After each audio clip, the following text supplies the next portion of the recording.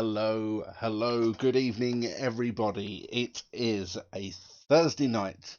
It is, well, it's 8:45 now, but it's close enough to 8:30. It wouldn't be OOR if we were bang on time. It's Thursday evening, and you are here for one thing and one thing only this week. Week number 11, the final week of the Online Oval Racing National Hot Rod Season number 1. Wow. 11 weeks. It's been amazing. But I tell you what's going to be even more amazing is the action that we are going to have for you tonight, and we will be with you in just a second.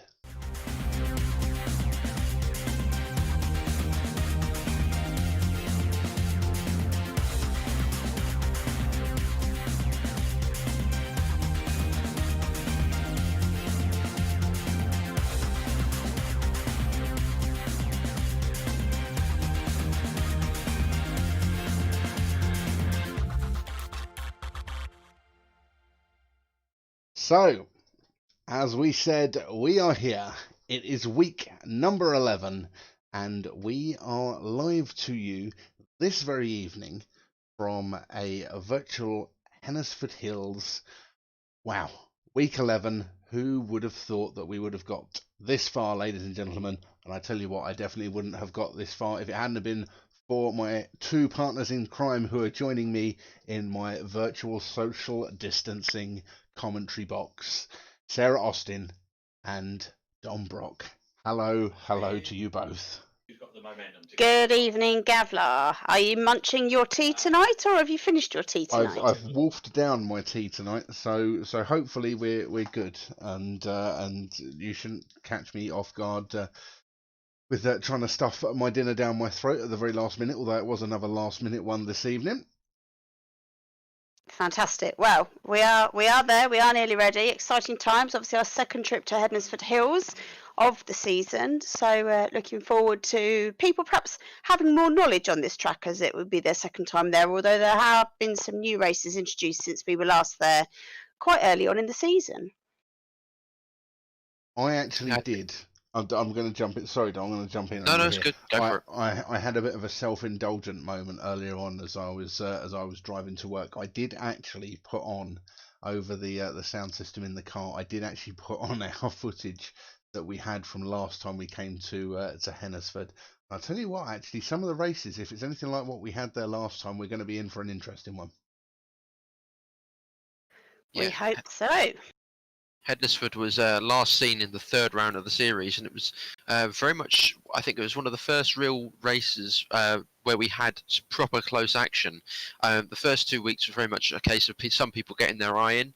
Birmingham was, there was a little bit of hesitancy around that because of the bumps on the inside. Vauxhall, obviously, everyone's first week, so just getting used to things. But Hednesford proved to be a fun one, and it certainly captured the imaginations of our drivers, seeing as we're back here to finish the season off.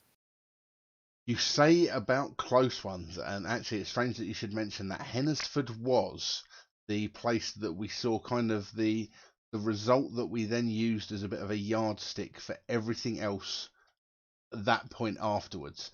It was when we had a very new Niall McFerrin, who actually I remember, and I had to even stop and have a look and see what was happening because I didn't recognise the car. This was back when Niall McFerrin was running a 206, I think it was, that basically looked like a cow. Do you remember that one, the white and blue strange livery? Yes, that was one of my favourites. The cow car. So yeah, between Cameron Willesee and Niall McFerrin, and that was, I think, one of the first times that we really got to see a super close finish. 0.11 seconds the final A finished in that one. So yeah, that was an absolute corker. And I tell you what, if we get more like that tonight, it's going to be a very interesting one to watch indeed. Speaking of Niall McFerrin, he's actually going to be first up in the first heat of this evening, which is actually going to have a bit of a different format. So R Factor Live is actually going to be the grid maker. So we don't know who is going to be racing where.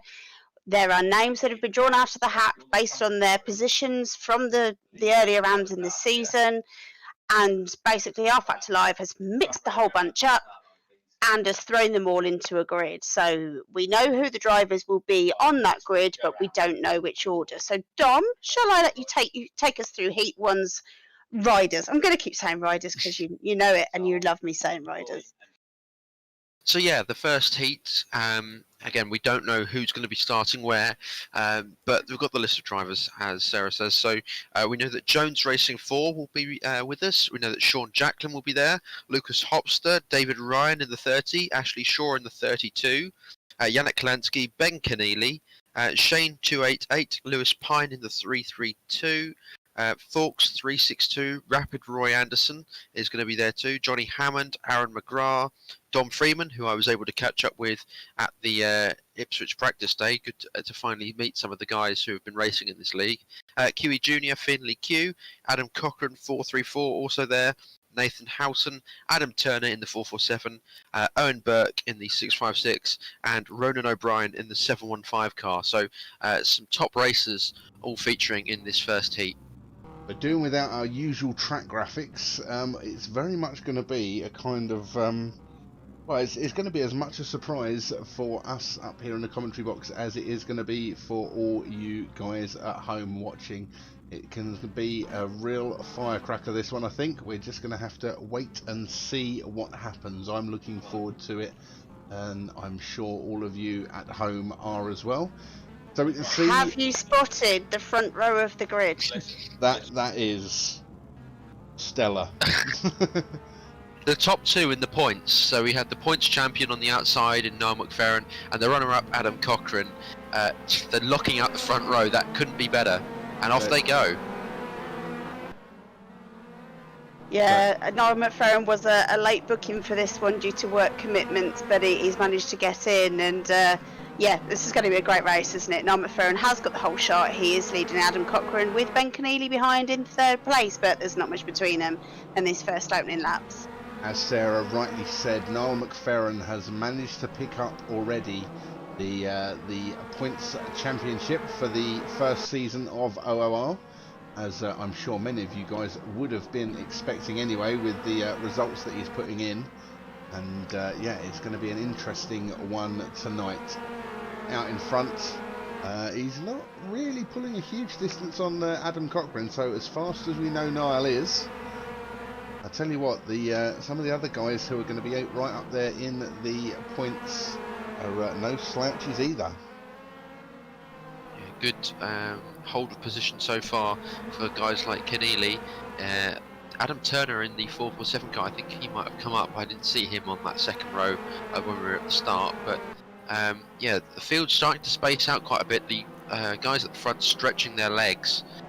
Lewis Pine's still stuck on the inside there on the exit of turn 2. I think might just be best for him to retire at this point, because it's not looking like he's going to be able to finish anytime soon. Yeah, the admins are saying to Lewis he's just got to hold on where he is. Unfortunately, it's unfortunate for him so early on in the meeting, as he's had some good results in the last few weeks, but unfortunate to go out early on in the evening. Ashley Shaw in the other bright orange car is running quite nicely in 5th place, in behind the superstars that are ahead of him, and he's leading this pack of cars. That's Ashley Shaw, then Matt Forks. Ronan O'Brien's having a little look up at the inside of Matt Forks, and in fact passing O'Brien's him. made the move. Yeah. That's O'Brien up to 6th. Matt Forks, Sean Jacklin in the 11 car, Dom Freeman in 9th, and that looked like an Jacklin's round incident at the back there. background. That was Jacklin round, and Huge incident. It's Houghton, Lots Finley of Q people involved. in Yeah, that one. Finley lucky to get through by the looks of it. Yeah, Finley's still going. So Sarah, I must admit I missed this one. How many laps are we running in these heats this evening? Well, I know how many's in the final, but I presume we're still 15 laps for the heats. I haven't been told any different, and then the grand final is going to be much more, but we'll tell you more about that later on. So yeah, 15 laps for these. Oh, here comes Nathan Houghton having a little look up on the inside there. So I'll let you take people through what is going to be happening, because it's going to be an exciting one. And we can see Nathan Houghton. Look, that's Niall McFerrin coming around to lap him. Admittedly, these guys have been slowed down by that incident. Oh, just got a tag maybe there. He was Nathan looking to get past Sean Jacklin, was doing really well, but I think Mr. McFerrin was getting excited for his evening ahead, I believe. Aaron McGrath running there in the green 57 car. And we're definitely not running 15 laps by the looks of things, because I can't see a checkered flag out yet. And oh no, there we go. I went and jinxed it. Yeah, it is 15 laps. Niall McFerrin. Don't get confused. Don't get confused. Trust a woman. Niall McFerrin comfortably taking the victory there. And yeah, so begins the evens proceedings. Somewhat Cochrane predictable taking one, I a would solid say. second. Turner as well, getting some more solid points. Obviously tonight is being run slightly differently in its format. It's going to be 4 heats and then one big race at the end. I don't know if we're going to have a B final actually, but basically the top 25 point scorers will go direct to this big 50 lap final for the King of the Hills title. It's going to be a very hard fought one. I'm sure we're going to see the cream of the crop racing tonight. It's been such a great series. There's been so many good races. I simply cannot wait for that 50 lapper. So you've mentioned it in passing there, Dom. Sarah, do you want to take us through exactly what the guys can expect to come later on this evening? Obviously, these heats are going to play an important part, as you will soon explain. But then, yeah, it's going to be the final race of the evening. That's going to be an interesting one. Yeah, so it's going to be the points from the previous 10 rounds. So each of the rounds up to tonight added to the points from tonight, and that will determine the grid for the King of the Hill final, as Dom's just explained, the big 50 lapper, which is probably going to cause a bit of tension with. I know in the world finals with the 75 laps, some of the guys find it difficult to just keep their stamina going. So I wonder if that's probably going to be the case as well. So obviously we've only had sort of 25 lap finals, and it's going to be double. So it'd be interesting to see if everyone keeps going and how many actually finish at the end. I'm really looking forward to this grand finale of our spring opening lead for the online oval track racing. It is going to be a good one. I think we're all very excited to see it. As we've seen, Hennesford does produce some pretty close racing when people get all bunched in together, and 50 laps is a long time, as Sarah just said. 25 laps is what we've been doing for our finals up until this point in time, and those have been quite unpredictable in that 25 laps has given people a fair amount of time to upset the apple cart. And we've had some really fantastic finishes over the season. But now let's double it and see what happens. And this one just spotted on YouTube. Sorry, Gav, just to jump in. My old mate Snoopy. Hello, team. Sorry, can't be there tonight. I'm working. Well, it's nice to see you're back working, Snoopy, and earning a living again. But so sorry you're not with us. We will explain some more details later on about what is in store actually for this league going forwards. But we'll keep you holding on the edges of your seats. We can't give everything away at this point of the evening, can we? Not all at once. No, we'll just run out of things to talk about. We'll have to talk about your penchant for the Irish accent again, Sarah. Which, by the way, Peter, if you are tuned in, and hopefully you are getting a chance to watch this whilst you are working, I did pass on your message to Sarah that of course her favourite driver is indeed an Irishman as well, and yeah, Sarah was very happy to hear that last week. I'm just hoping I get to meet some of these guys at real life race meetings. Obviously, as Dom said, he got to meet a lot of people at the practice day at Vauxhall last Saturday. I can't wait for us to all get back racing it. Maybe this year, maybe next year. But I know weekends such as world finals and the national weekend at Hednesford, where we're obviously based simulatory, if there's such a word, tonight.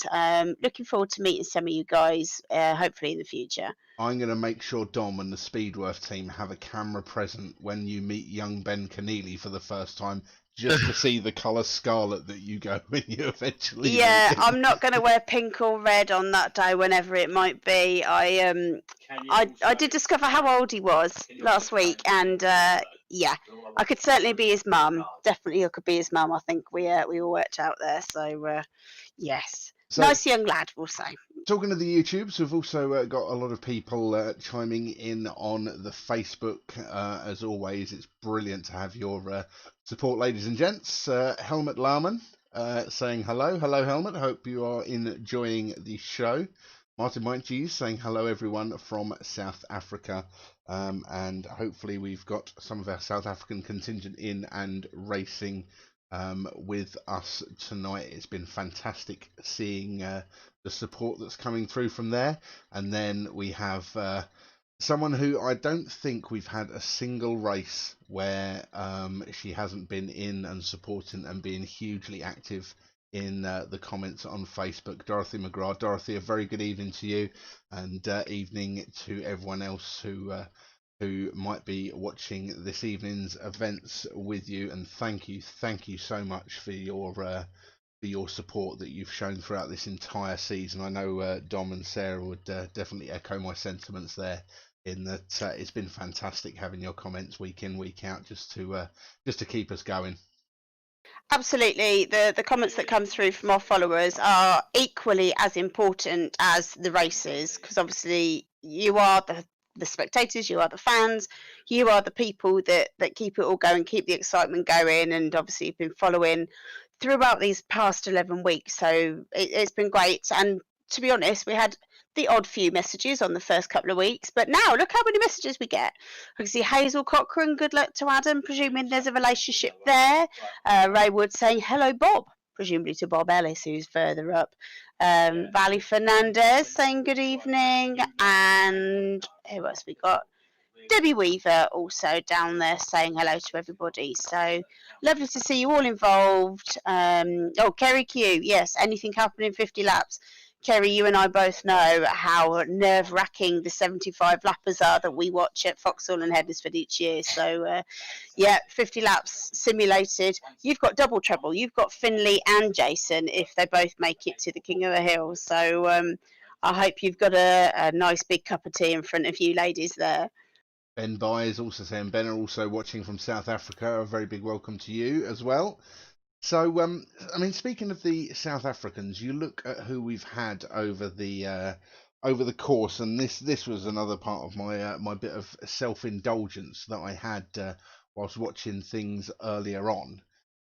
Some of the names that we've had, which might not even be that prominent, and in fact aren't that prominent in this event because they're not here. I tell you what, we've had competitors from absolutely all over the globe. I mean, we've had the South Africans, and let's not forget. Well, we won't even get to the Irish yet because the support that we've had from them has been fantastic. But let's also not forget the Germans who were in for a while as well. Who can forget the first time that we saw young Daniel Erdl out and racing?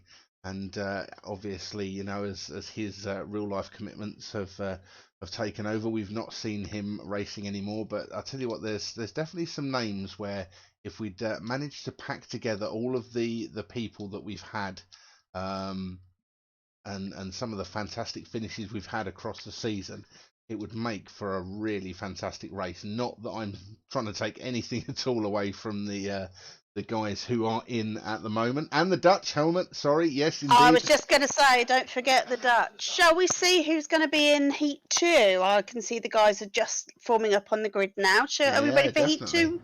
So, of course, again, we know who the drivers are that are going to be racing, but we do not know in what order. That is up to our Factor Live. So, hang on, I'm getting the admin. Just tapping me on the shoulder. Bear with me a second, guys. I'll be back with you to read the Heat 2.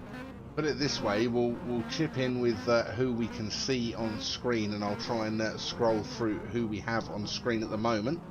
That's Front row is looking very Irish already. I was going to say Darragh Walsh and Gary Ryan Wolsey. Wolsey. Sorry, And, Ryan Wolsey, not Gary Wolsey. My mistake. And that's it's the sponsorship up the side, isn't it? Yeah, exactly. And then there, of course, being another Wolsey tucked in just behind. That's Wayne in third place, and then Blair Robertson in fourth. This could be an interesting leading pack to watch off the start. I'm gonna get through as many as I can because they're ready to roll pretty much. So we've got Potter 79, Craig Durrant 84, Mighty Mighties 91, Ricky Slater 102, Wilkes 111, Blair Robertson, and we're off apparently. So off we go. Darragh Walsh has got the whole shot. So Darragh Walsh off into the lead from pole position. You've got Ryan Wolsey tucked in behind him. Blair Robertson, we've seen in races before just how strong he can be if he finds himself up at the front. And Wayne Wolsey, I tell you what, he's definitely not going to let this go without scrapping to try and get himself up onto that top step of the podium. He's had some fantastic races across this season as well. Could be a Wolsey 1-2 at the moment, but Blair Robertson is still holding on in there in third. Wayne isn't able to progress just yet. Blair Robertson, you can just see having to go on Darragh Walsh there. I think the car's going side by side into 3 and 4. I think Robertson's got the position, and he has, looking at the timing screens. As we look at John Kirkland. And that's Darragh Walsh going backwards. Just saw it on the left side of your screen there. We're looking back at Stuart Hammond there, and that's one of the racers who only joined us at the last minute. Was that looked? It was Carl Waller-Barrett gone. Like Carl Waller-Barrett that went round in circles there, as we see young Kai, who joined us a week ago. Very late joiner to the league, but he was impressing with his performances in his first week out. I'm not sure who that was. He just flew off into the middle. Of course, Hednesford does have the great runoff area, so it does give the drivers more chance to get back on. It does also have those big sausage curbs on the inside, though, which, if people start getting a little bit too close to the inside, can upset things. So we'll definitely have to keep an eye out for that as things start getting a little bit tight. I'm trying to get through and show some of the action from further down the field because it is quite close. Craig Durrant with Darragh Walsh tucked in right behind him. Craig Durrant, of course, being the only guy who's been running the Mini this season. Oh, and Kirkland.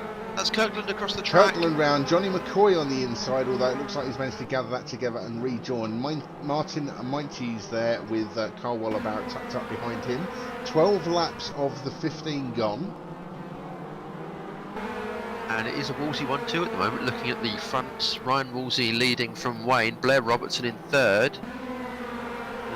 So Stuart 931 in fourth, with Kai Pallage in fifth. Tommy Daly in that 867 car. We've not seen him for a couple of weeks. It's good to see him back in and racing. Barry Casey in the 961 ahead of him. There's Ricky Slater. I know Ricky has a fair few fans in the Facebook.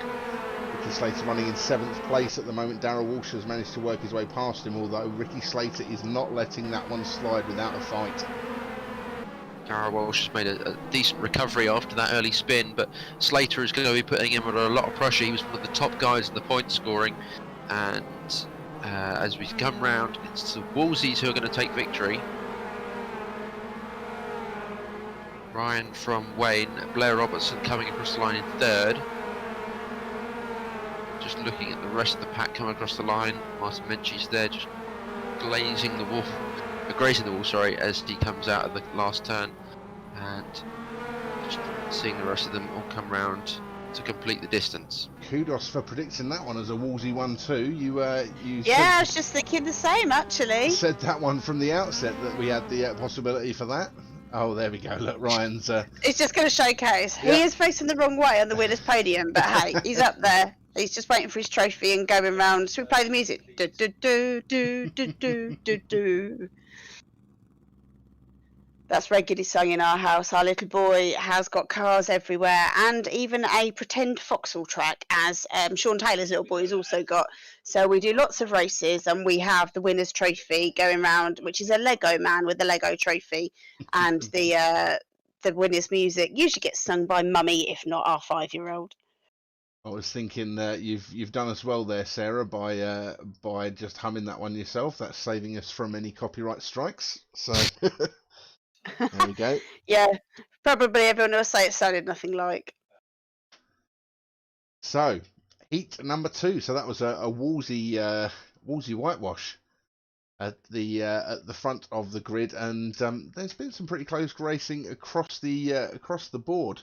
It's definitely interesting to see some of the cars that R Factor is sticking up at the front, and yeah, I mean that first race with Niall McFerrin and Adam Cochrane on the front row, and then we've had the Wolseys up front in the second heat.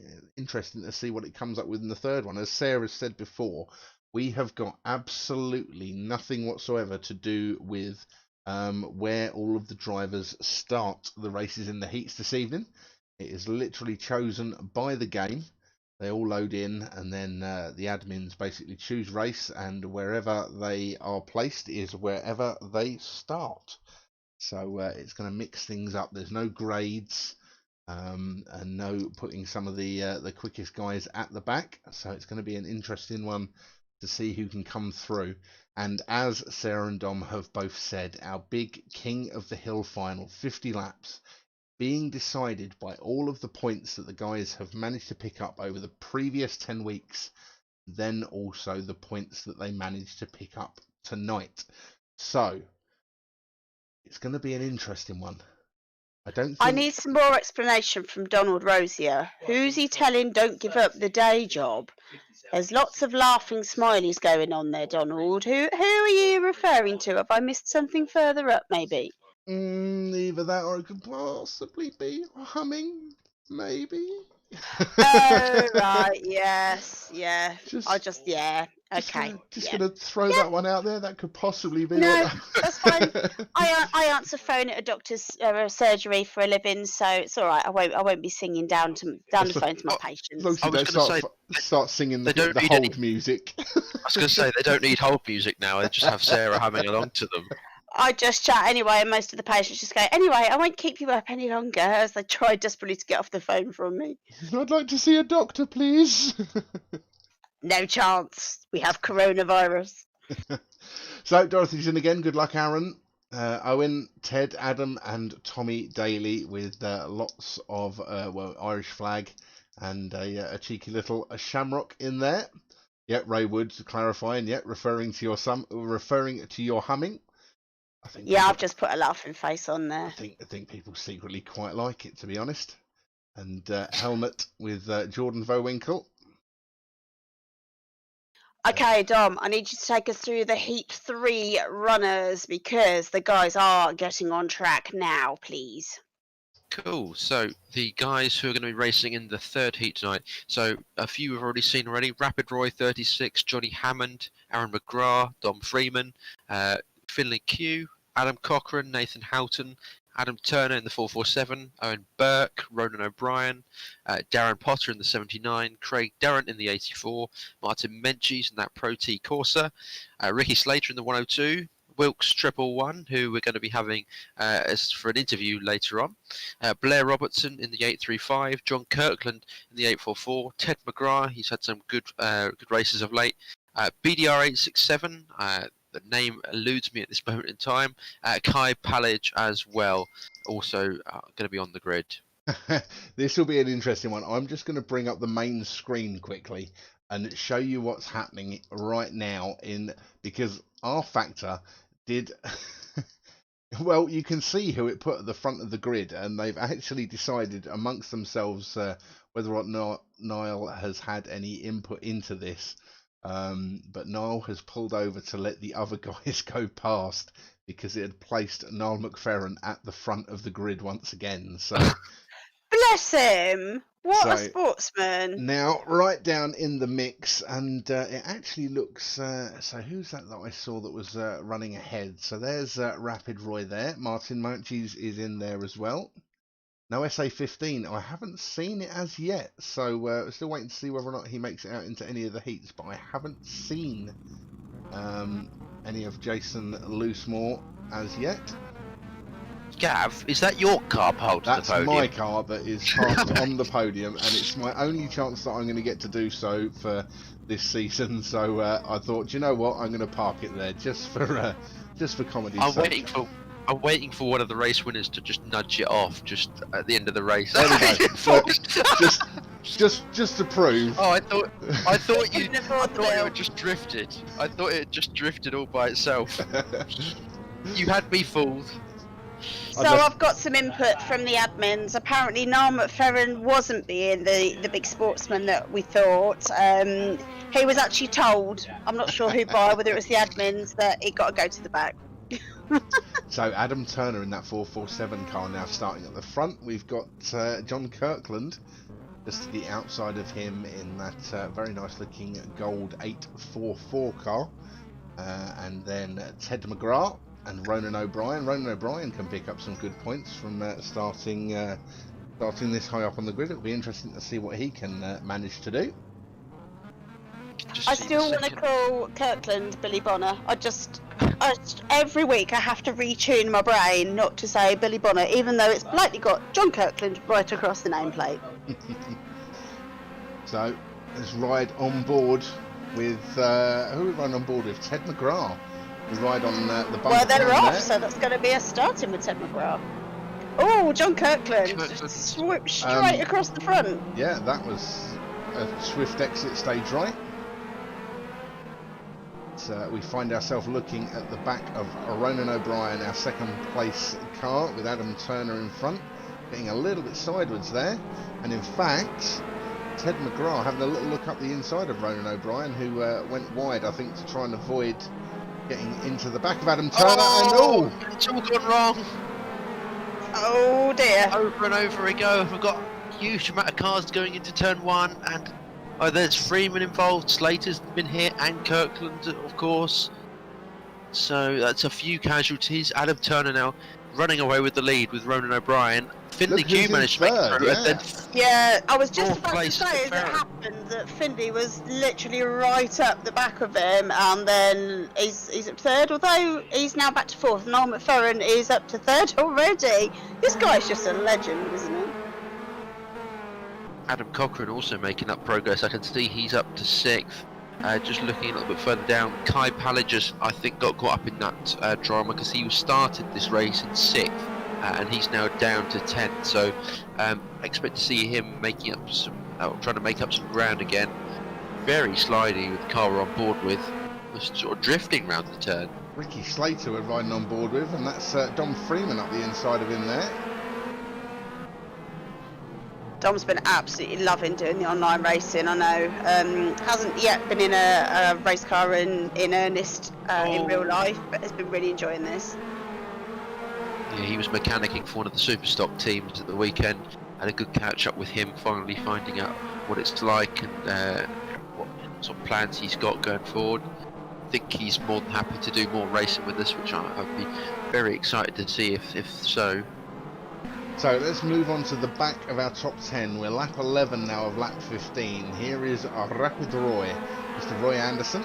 He is your 10th place man, and ahead of him, Craig Durrant in the Mini out again. Martin Meintes is out again. Darren Potter in the 79 car.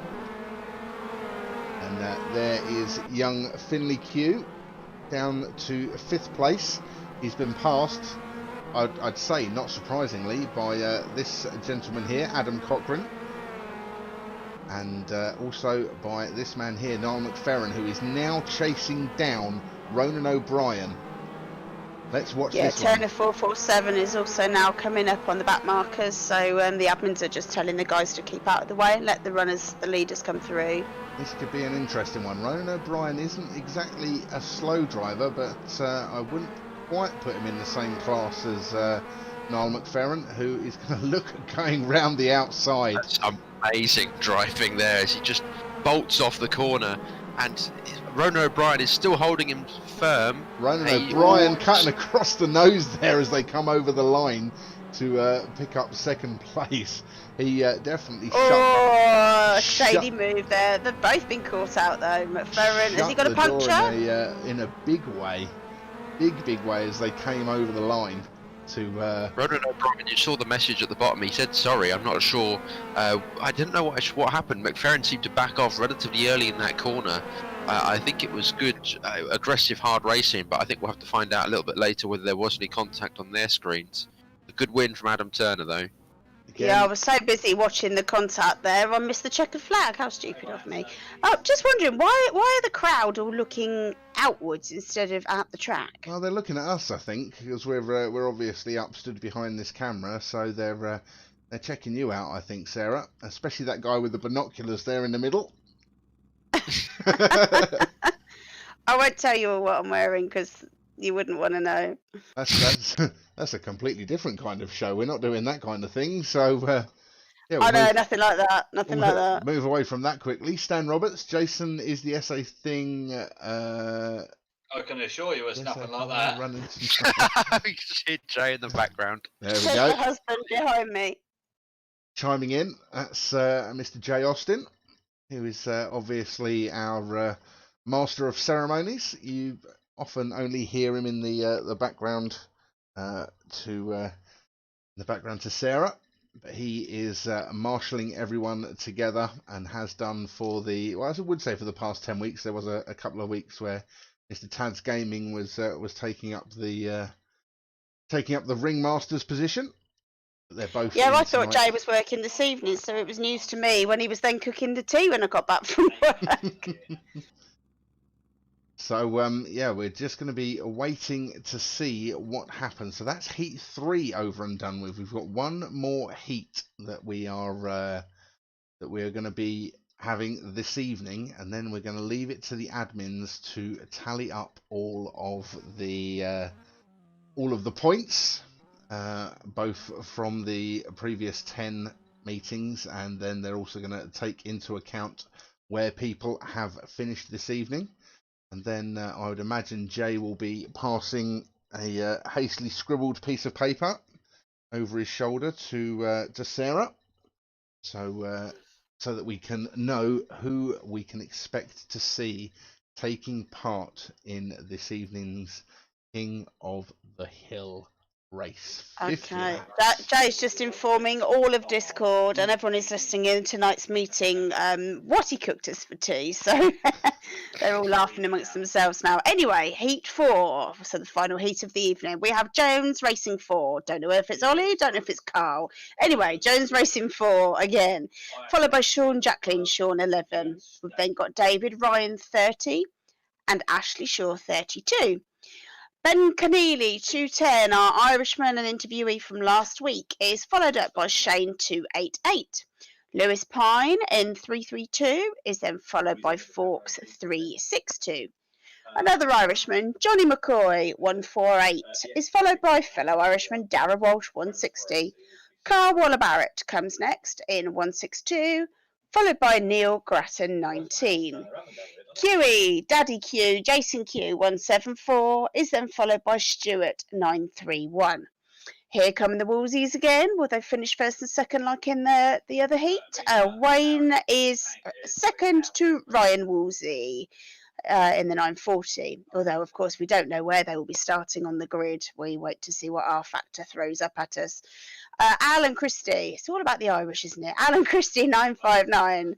Then Barry Casey, another one, 961. We've then got Tim Close, 89. I can't remember if he's Danish or German now. Anyway, German, one I of our believe, Mr. yeah, Close. German. I was thinking that, and then I thought, well, hang on a minute, is he Danish? No, German. Tim Close, 89. And last but not least, Jason Loosemore, our South African, in 15. Now, fingers crossed. I saw a message from Jason in the Facebook saying that the game was kicking him out. So fingers crossed, everybody, that our South African friend can make it in and actually race. I'm just trying to scroll through and see if I can see his name in. Yeah, we might have more server. actually than what I've just read, because a lot of guys were getting kicked just before heat 3, so asking if they could go in heat 4. So not quite sure on the outcome of that. I'm sort of trying to watch 6 different screens here, so keeping an eye on what's what, but there may be some extra drivers, as I've just mentioned. So as I can see who's in the server, I can't see at the moment, unfortunately, I can't see Jason Loosemore's name. So I can see Alan Christie, Ashley Shaw. Oh, and it's all jumping about as I say that. QE, Ryan Wolsey, Ben Keneally, Darrell Walsh, Lewis Pine, Aaron McGrath, Matt Fawkes, Sean Jacklin, Neil Grattan, Carl Waller-Barrett, David Ryan, Wayne Wolsey, Barry Casey, Johnny McCoy, the Jonesy Mystery Car, Nathan Houghton, and BDR 867, which is Tommy Daly. So no Jason Loosemore. It looks like obviously it's still causing some issues and not letting him in, which is a strange one because we've not updated anything with the skin pack or anything which should require anything different to what we've been running for the past 3 weeks. So it's a strange one. Sorry for that one, Jason. I don't know why that would then be kicking you out. So let's have a look, and we can. That's an interesting view that I can see. You guys can't see at the moment, but I can see some flying cars. Let's just flip over so you can see what I'm seeing, and you might have just caught shot in the background. I think that was Barry Casey, who appeared to be flying up against a wall there. And let's just scroll through and we'll find out there's a car hiding under the seats. Those seats are not a lot nicer than what they are in real life, may I add. They look a bit more like the Ipswich ones, the green ones in the stand, rather than the Hednesford ones. So they're hiding. I can't actually remember. I've sat on them many times, especially when it's raining and I'm having to push a pram up the hill. That hill is quite a mission. I now tend to go round the back pits and take the slightly better incline rather than that big old beast of a hill that leads you up to turn 1. So David Ryan, your pole sitter for heat number 4, but look at that. Look who is tucked right in behind him. Gold roof of Mr. Wayne Wolsey. That repaint was done about halfway through the season. I can't remember who did that in the end, but that's a gold roof with his various titles on there. Johnny McCoy in the bright orange car on the left. Orange for the proud Irishman. And then Barry Casey has managed to stop his car levitating, it would appear. And he is at the back of this leading group of 4 cars. As, obviously Ryan Wolsey is going to have some work to do this time around. Sorry, Gav, just thought you were taking a breath there. No. Ryan's back in 9th, so not quite as close to Wayne as maybe he would like. So, in fact, I was about to say I'll change the camera angle. I'm not going to do that just yet because we've got no engine noise, and I know how much you guys on Facebook and YouTube love the engine noise. Aaron got kicked on heat 3. Please let him in heat 4, says Dorothy. I think I may have seen Aaron. We'll soon find out. Just discussing. I was just sending a few messages to Tads, obviously one of our stewards. I think they're also going to be running a B and an A final like we would normally, so just so that drivers can accumulate more points before we do the King of the Hill race. So watch this space. I don't think the next heat will be the 50 lapper. I think we may have 2 25 lappers coming first. I thought that was the case, but then when you were mentioning it earlier on, I thought, did I not listen to Jay correctly last night when he was telling me things? Because I'm usually multitasking quite significantly when he tells me things, and then he says, all you do is go, yep, can I have some reaction, please? So yeah, I believe there is B and A finals, and then the King of the Hill. So we'll have a quick scroll back through the field, and we can have a look at who is in. This is obviously Wayne Wolsey's car, and now on board.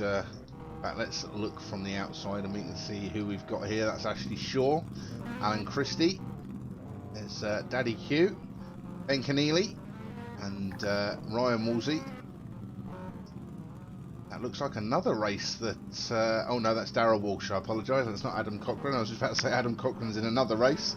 He's not. There's Aaron in the bright green 57 car, so he's obviously starting just outside of the top 10 alongside Ashley Pine, Sean Jacklin and Matt Fawkes. Ashley Shaw and Lewis Pine, just to give you a quick correction on that one, Gavin. They're very similar colours and similar numbers. Same car, kind of thing. Yeah.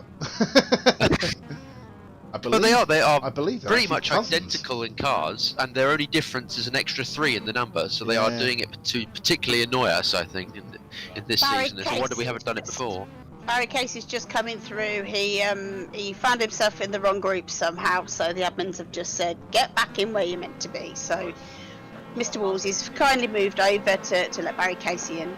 And we are ready to go for the final heat. Ooh, bad start from Barry Casey there. So let's see how my camera work is. It's not quite as smooth as you get it from the game, but here we go, panning round. Johnny McCoy coming through in first at the moment. We've lost the Jones Mystery Machine. Looks like that's gone already, and it also looks like we've lost Carl Waller-Barra and Tommy Daly. And I think Nathan Houghton might be on that list as well by the looks of things. Ben Keneally getting all sideways up the Oh. inside. And McGrath sneaks Dara- through. Sean Jacklin not so lucky. Dara Walsh, I think, also got caught up in that one. Just looking up and down the grid. Alan Christie holding that 5th position. He didn't manage to make the gain on Barry Casey despite that bad start. Jason Q up to 6th. Shane 288 and Stuart 931 also holding station pretty much at the same place as where they started. Aaron McGrath, though, he's probably one of the ones who's made the most gains, getting through that chaotic little incident on the corner, and he's up to 9th at this point. That's Aaron that we're looking at ahead of us now as we ride on board with Ryan Woolsey. He's got Stuart Hammond ahead of him. It's very close at the front. Johnny McCoy is leading David Ryan, and that is 0.2 seconds, so very tight at the front. Oh, and Christie's round. That's Christie into the centre, and that looks to be Ashley Shaw as well going wide, although I could be wrong. We've just been discussing the similarities with those cars. Watch for the yellow and watch for the orange, or watch for the orange and watch for the yellow, should I say. There's Johnny McCoy. There they come. And David Ryan behind him. Jason Q there in 5th in kind of what looks to be no man's land. He's got no one directly ahead of him. There's a bit of a gap to Barry Casey, and Stuart 931 is also behind. There he is, all on his own. So a bit of safe and clean running for Jason Q. I think, you know, getting points on the board in the long run, that's going to be better for this evening. So let's take a little ride on board with another Woolsey car as we come round to start lap number 12.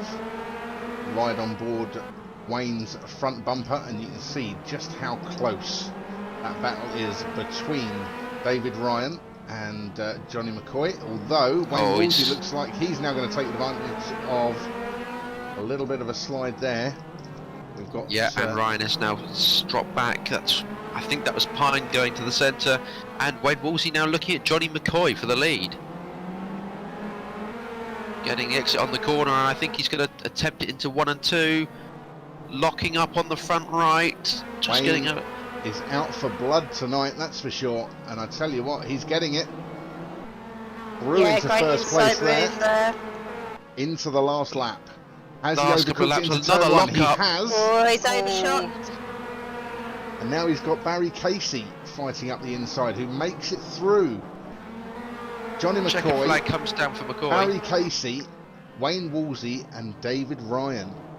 Well, that one had a few position changes there. That was an interesting one. But I tell you what, I wouldn't discount Wayne Woolsey from anything this evening. The way he's driving, he's like a man on a mission. Yeah, it was definitely on a mission there. The admins are just saying maybe that was Johnny McCoy's first win, but I've got a feeling earlier on in the season he did pick up a win. So maybe we can get some clarification from Johnny or some of his supporters there. I've got a feeling that we spoke at length about him being another Woolsey grandson earlier on in the season, and that I've got a feeling he did have a win, but I stand to be corrected. Now, we've got another Woolsey celebration going on. I believe Ryan has perched himself once again on the winners. Oh no, he hasn't. I thought he'd perched himself up on the little winners podium there, but he hasn't. And Johnny McCoy was doing a few donuts just to celebrate. I tell you what, there's not a lot of time in between the heats this evening, with them being run the way that they have been. But that now Go on, Dom. After you, sir. I think we have got someone coming in for the interview very soon. I did mention in the earlier heats that we had someone for tonight.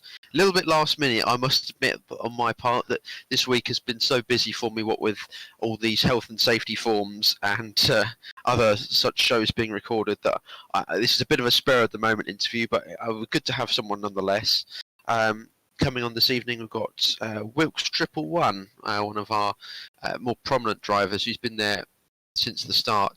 Chris Wilkes, not one of the few drivers I think we're going to have on the show as well, who's not a racer himself, but it's good to hear what he's got to say in regards to this series and its future.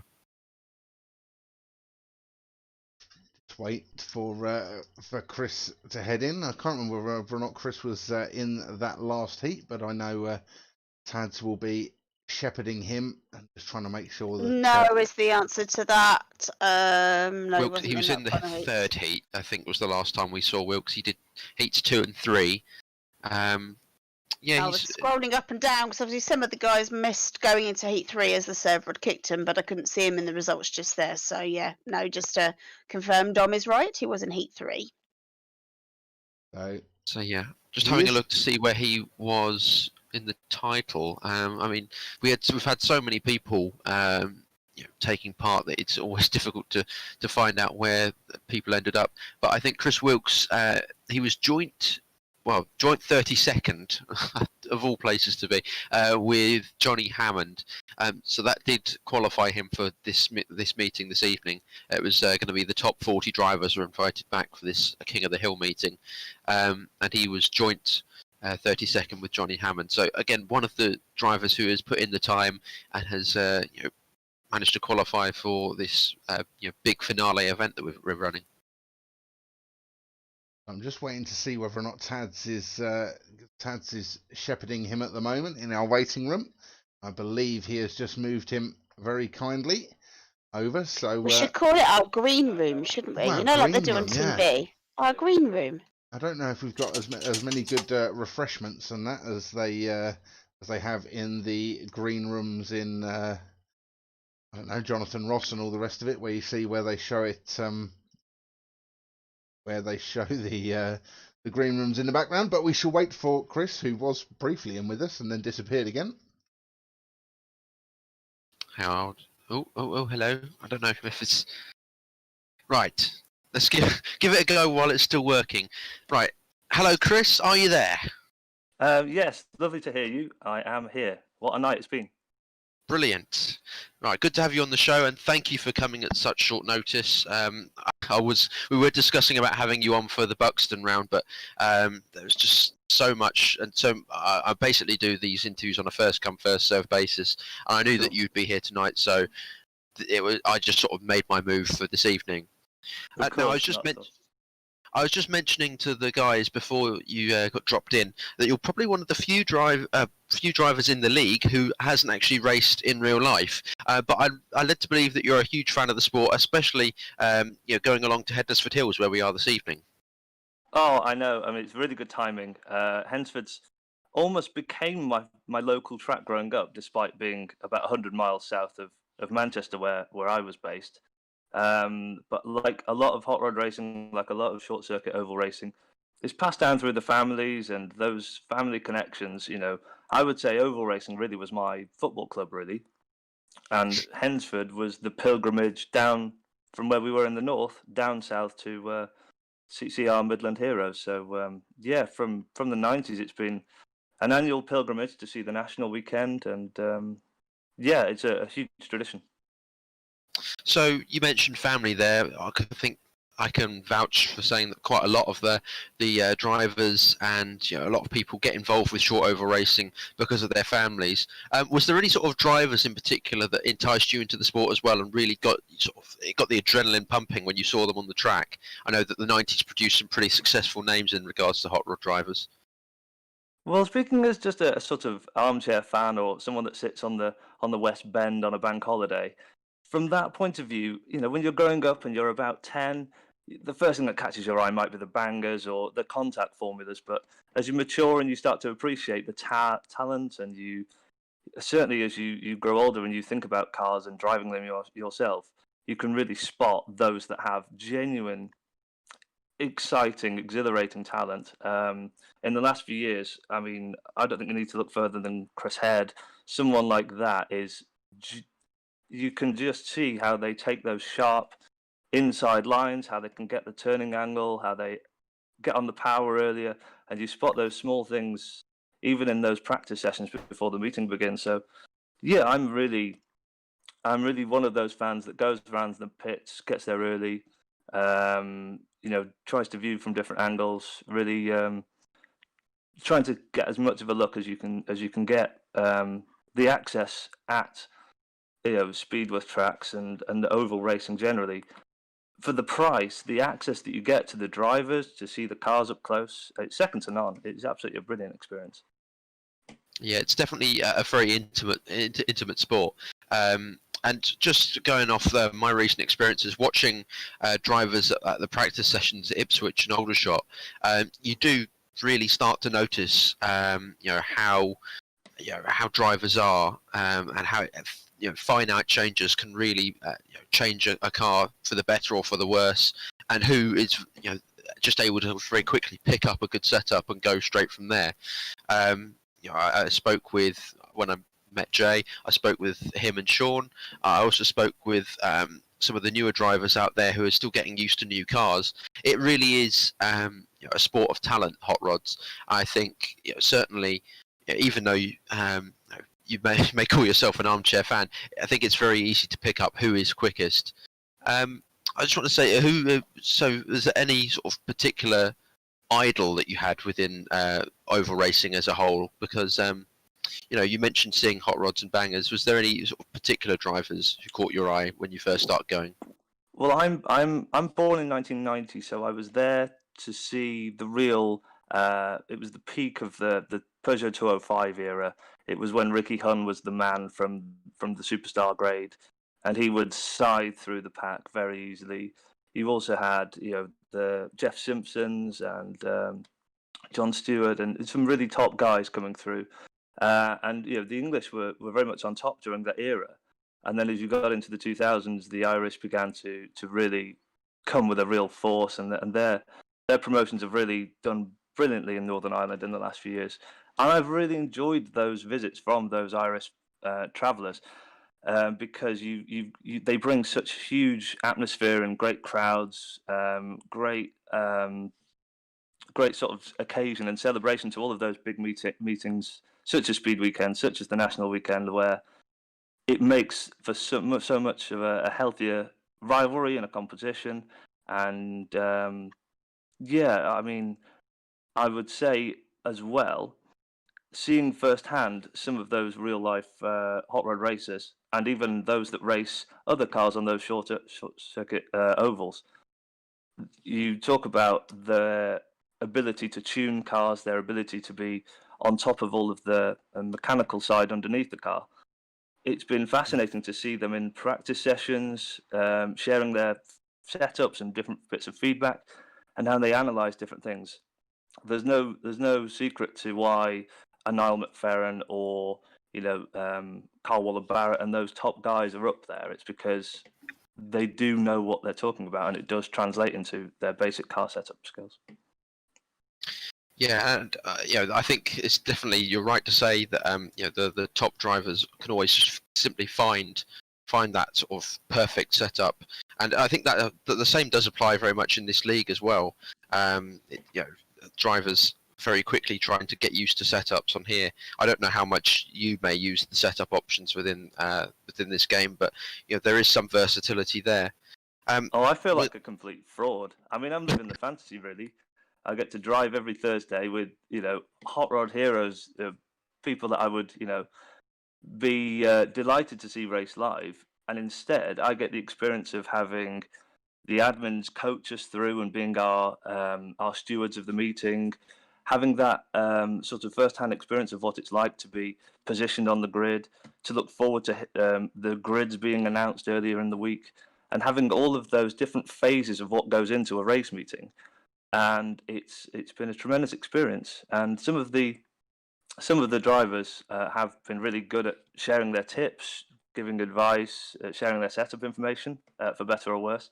And so rather fraudulently, I've done as well as I have based on what was originally a Jason Q recommended setup, and I've just tweaked it as the rounds have gone by, and it's all closed together.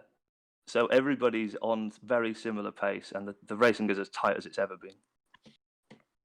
Yeah, I mean, it's great that you've enjoyed it, and you've really got sort of an insight into what it's like, in the being, in the elements, being a racer, going wheel to wheel with, all those how you'd see them normally on the track. We're talking about the future of where this league's going. I think there's been a lot of conversation at the moment. Are you one of these guys who is really looking forward to going ahead and going further with this? Because I know there's a lot of interest, certainly amongst the guys. Oh, I'm very keen. Yeah, I think there will be a little bit of withdrawal, but probably a necessary break for everybody involved, just to take stock, to analyse what could go better, how the presentation can be, tweaked and refined a little bit for the audience that watch us on those different platforms, and including Speedwith as well. So I think it's a good opportunity to take stock and go with what works. I think there's a very healthy appetite with at least sort of 40 drivers sort of confirming their interest as it continues. And yeah, I'm really delighted to hear that there is such motivation to bring on new advancements, create new, for example, car racing templates and different skins, and there'll be some investment into making it look a little bit more of a realistic presentation on screen. So that's great. My only reservation is if it does require sort of upgrading, different pieces of equipment to keep up, because I'm running on an old laptop. It's a very sort of tin pot operation, so we'll see. But I'm definitely on board. Okay, well, thank you very much for your insight into things, Chris. It's been great having you on, and once again, thank you for jumping in so late. Just before you go, is there anyone you'd like to thank before we get you ready? Because I know you're in the B final. Oh, fantastic. Well, all of the admins, all of the people that have coordinated things together. There are lots of people that don't particularly have the title, but nevertheless put a lot of time into making sure everybody's there and on board, and there's been a really brilliant spirit behind it. I'd also like to thank all of the commentary and the presentation team, such as yourselves, because I'm one of those fans, and there are plenty of me, I'm sure, that once they've done their racing, they can't wait to see what the stream showed of their race, and if they got a mention, or if they made the highlight reel, so to speak. So it's been a fantastic few weeks for me, and some positive things for the future, and best of luck to all the drivers going into the finals evening. Thank you very much, Chris, and good luck to yourself in that B race coming up very soon. Yes, thank you very much. Cheers. So, as we mentioned the B final, I've just had some clarification. Sarah's no doubt had clarification as well as to what we can expect for this evening for the events. So it is basically being run as a normal heat. We've got the 4 heats. We've then got the B final, which is going to be going ahead next. We then actually have an A final, which is also going to be for points. And then after that, we have our 50-lap monster race for the King of the Hill. So you get to see your normal B final. They're going to be scrapping it out in that B final for the 21st spot in the A final for this evening, and then after that we are going to have the King of the Hill event. 25 cars, 50 laps. That's going to be one that's going to be worth holding on for, gents and ladies. Does anybody want to know? Does anybody want to know who's in the B final? I suppose it'd probably be good to let people know, so I'll let you crack on with that one then, Sarah. Okay, right. So our pole man is Ricky Slater 102, followed by 362 Forks 46. We then have Aaron McGrath CW 57, followed by Dom Freeman 61. We then have Craig Durrant 84, who will actually be an interviewee. This might be news to Dom. Between No, I do know. the A final, I was going to say, did you know this bit? Between the A final and the King of the Hill final, obviously the admins have got a lot of work to do to round off the points, get their calculators out, and decipher the grid for the King of the Hill. So Craig Durrant has very, very kindly agreed at a late stage to join us as the second interviewee tonight. So looking forward to that one. We've then got 852 Ted McGrath, followed by Johnny Hammond 50. We've then got Shane 288, followed by BDR 867. We've then got Jones Racing 4, followed by Sean Jacklin, Sean 11. We've then got Lucas 24, followed by Chris Wilkes 111, who you've just heard do an amazing interview. We'll talk about that more in a few minutes. I was really, I had some pride in helping to give out what he's experienced. So we'll talk about that a bit more in a minute. Anyway, following up Chris is Carl Waller-Barrett in 162. We've then got Neil Grattan 19 in 166. And then we have Yannick Kulansky. We haven't mentioned him yet, I don't think, this evening, or have we? I've certainly not heard his name come up in commentary apart from on the grid. So in the 193. We've then got Lewis Pine 332. Hopefully he can avoid another spin and keep going in this B final. Followed by Nathan Houghton 435. We've next got Owen Burke 656. Now we know how to say his name. Followed by the Billy Bonner lookalike of John Kirkland. Then the last three we have Alan Christie 959. Donovan Forster, our South African, in the 73. Tim Close 89. And fellow South African Jason Loosemore in SA 15. So that's an interesting one. I'm intrigued as how Jason Loosemore has made it in. I've not actually seen him to really make any comments on through the heat so far. So, but that's brilliant that he's managed to make it in there. Dorothy McGrath saying, is a B final got points or only points for the A final? Dorothy, it's only points for the A final. All we offer in the B final is your chance to be that 21st driver on the grid going into the A final. That's the way it's been run for the season. It's the way we're doing it tonight. And then the top, I believe, 25 point scorers will be the guys who then across basically tonight and the rest of the season are the ones who then go through to the King of the Hill event. So Sarah, you started to mention it, Chris, with that interview. That was a brilliant interview. I love that, and it's good hearing things from the point of view of someone who, you know, isn't a racer as Dom pointed out, but well, he's definitely got the passion for the sport, that's for sure. Yeah, exactly. definitely. Yeah, do you want to go on? No. I mean, it's good hearing what your guys' reaction is. Yeah, because Wilkes, obviously, he's a very different style to the guys that we've already had, and it's good hearing what it's like from his perspective, finally going from being that armchair spectator to actually being part of it all.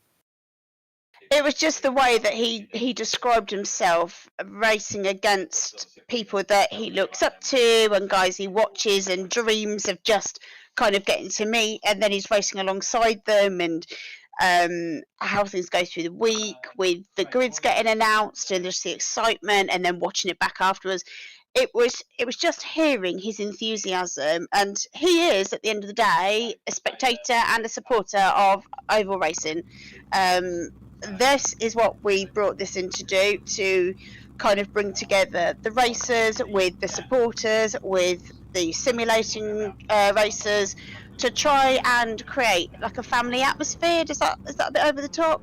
But I think Chris has just summed that up in the last evening of this opening small season of the spring round. I think he's just summed that up brilliantly. You know, how he gets to race against guys he looks up to. I just think that's the best way anyone could have described it. And I actually felt quite warm and fuzzy. I felt quite proud that, you know, there's a few of us that go into putting this together, and we've all made this happen to bring that much joy to somebody on a Thursday evening each week. No, definitely, I'm with you in that one. It's nice to to see that obviously things are having the effect that we wanted them to, and that's pretty much exactly what we set out to do when we all agreed at the beginning of this that we were going to try and bring National Hot Rods to the small screen, to the small simulated screen. Now we're looking at our pole sitter at the moment, number 102, Ricky Slater. Good chance for him to make his way into the A final here. He's definitely a quick driver. And yeah, it's going to be interesting to see. Look, Aaron McGrath with his highest position as the revs climb, and we get ready to start the B final this evening. Don't forget, everyone, 21st position is at stake for whoever manages to win this race as they get underway, and off they go. Watch as the cars go streaming past.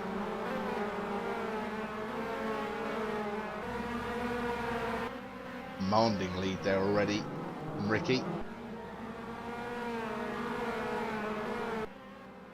Look at that, into turn one. He's already got about 3 or 4 car lengths to Aaron McGrath, who's sat behind. Yeah, this is a great run from Aaron. I'm sure Dorothy's literally jumping off the sofa over there in Ireland, and I know the rest of the family will all be watching and cheering Aaron on. Fox 362 is right behind him. They're closing in quickly. Aaron's no slouch. He's raced across a few different platforms that I've seen, including the likes of iRacing and Assetto Corsa, so be interesting to see what he can do. Although he did just get clipped by whoever that was that had spun then. And he was starting to close in on Ricky Slater as well. The pace-wise, like they look really close. There's still potential. It's a 25-lap race, of course. There is still potential for him to catch. Especially as they enter back markers, but he's got a little bit to do now, around a second gap between him and the lead. Craig Durrant picking himself up off the sausage curbs on the inside there, probably slowed Ricky Slater down a little bit, which will help Aaron. He's dispatched of him now, and yeah, is once again taking strides off into the lead. The slow orange car we've just seen going around was Lewis Pine having another unsuccessful race. He's not had the greatest of nights, bless him, has he? No, unfortunate evening for him. At the moment, Ricky this man here, yeah, still commanding the lead, going quite neatly through the corners. Actually, another spin there. I'm not sure. I think Aaron McGrath getting caught up again. It's just not his night in that respect. The gap now around 2 seconds between him and Slater, but I don't know whether we've been denied a race for the lead here, but it's just not going his way at the moment. John Kirkland's left the game, so he's obviously come unstuck again, so he's decided to exit gracefully. So Aaron McGrath is still up and going, still in second, 2.5 seconds behind your race leader at the moment, Ricky Slater. You can see him coming over the start-finish line now. There's Craig Durrant, one of the back markers, and you can see Aaron is catching up there. He's got Sean Jacklin in the 11 car behind him, but that's a lapped car there. The next person behind Aaron is Johnny Hammond. We'll see him in that Wolsey painted car coming into your shot now. And there was the blue and yellow car. Not this one. This one's Sean Jacklin, but the next blue and yellow car that you'll see coming round. There's our interviewee coming through the shot now, Chris Wilkes. He's got Nathan Houghton behind him. Just looking up and down the order once again, there's a few big names who I would have expected actually, given their current run of form, to have actually made the A final, or at least be a little higher up in this race. Ted McGrath in 10th, certainly one of the biggest standouts, so I was expecting to have carried the consistency that he'd been having the past couple of weeks. Just unfortunately not making the cut at the moment. 10 seconds back from the leader, down in 10th position, battling with Alan Christie. Yes, but just good to see the front runners now keeping their nose clean. Aaron McGrath once again trying to get back into contention and within striking distance of Ricky Slater, but he's got a lot of time to make up, and he's also got to get around Craig Durrant there ahead of us in the Mini if he's to get within striking distance. At 19 of 25, you look down the bottom right hand corner of your screen, you will see the fastest car we have on track at the moment is Aaron McGrath, 13.4. He's definitely giving it all he can to try and catch that man that you can see probably just over a quarter, maybe about a third of a lap ahead of him, Ricky Slater. That does look like a pretty big arse with 4 laps left for us to race. Yeah, it was leads now over 3 seconds, so got a commanding victory. Although Aaron is sort of coming in. It's going between 2.9 and 3.5 seconds. So I think Aaron's getting unstuck somewhere in the lap, but then gaining some pace on another area. So we're going to ride on board now for a little bit with your race leader. We're on the front bumper of Ricky Slater. Doing very well for himself. That car is looking very twitchy tonight. He's doing well to I think basically wrestle the car around the track, and you can see what he's seeing as he's catching up with some back markers. Lap 24 of lap 25. Watch as he comes through this corner. A little bit more collected this time. Past couple of times we've seen him go round, it's been very twitchy. Final lap for this man, Ricky Slater. I know that there will be people on Facebook. Valley Fernandez, for example, is going to be very much enjoying this one as Ricky comes round to take victory and 21st place in the A final. He's qualified for that one. Johnny Keneally saying go Aaron. Obviously support from the Irish. Aaron setting the best lap of the race, a 13.425. He was giving it all he could, but unfortunately with the incidents that he had ahead of him, that just gave Ricky a chance to really stretch his legs and show why he is one of the superstars in this league. Little celebratory drift and donuts there in turn 1. Whoops. Can you hear that? Can you hear that shouting and the cheering? I think that's Dorothy from Ireland. I think the family are probably going mad. Aaron's second place there. Well done to Ricky, as Gav's just mentioned. But a great result for Aaron McGrath, who didn't have it all his own way there, did he? Had a few knocks and bumps and managed to keep off the very experienced Johnny Hammond. So well done there, Aaron. I think that was probably the drive of the race. The Fernandez family there in the Facebook. I'm guessing they're all related. Sabrina and Ori. Saying go on Rick. They're obviously very happy with the B final winner. Ali Fernandez, what a driver. Yes, bravo. So Ricky definitely with a huge amount of support on the Facebook. Carl Upshur, is it possible to have wet or nighttime races? Mix things up a bit. Now, you must have missed my comment earlier on in the season. I don't know if it was the first or the second round when I said, wouldn't this be great if? And I made exactly that comment. Well, actually, I hate to interject, but we can actually do night races at certain tracks which have the lights on. I know that there is a time feature when you can start the races. I don't know whether it applies online as well, but I know that the tracks with lights, so Ipswich for sure, I know that you can run a meeting at night as well, but wet races I don't think are on the cards, I'm afraid. I don't want to let... that'll be one for the next league then, won't it? Try and get some night races at least, because the shadows play their own part. I don't give away too much, but obviously being part of the admin team in the background, it is definitely something I can say that is being looked into. I'm not going to go any further than that, but yes, night races and such is definitely something that is being very strongly considered for what you guys can expect to see coming up in season 2. There's a few exciting things going on in the background at OOR at the moment, and yeah, it's only going to... I think Chris sort of alluded to it. He knows as a driver, he will have been brought in on some of the discussions that the admins have been having on what they want to do to take things forward. As he very correctly put, it's not only for the drivers, but it's also things that hopefully will just polish up the presentation for everyone at home, and so on and so forth.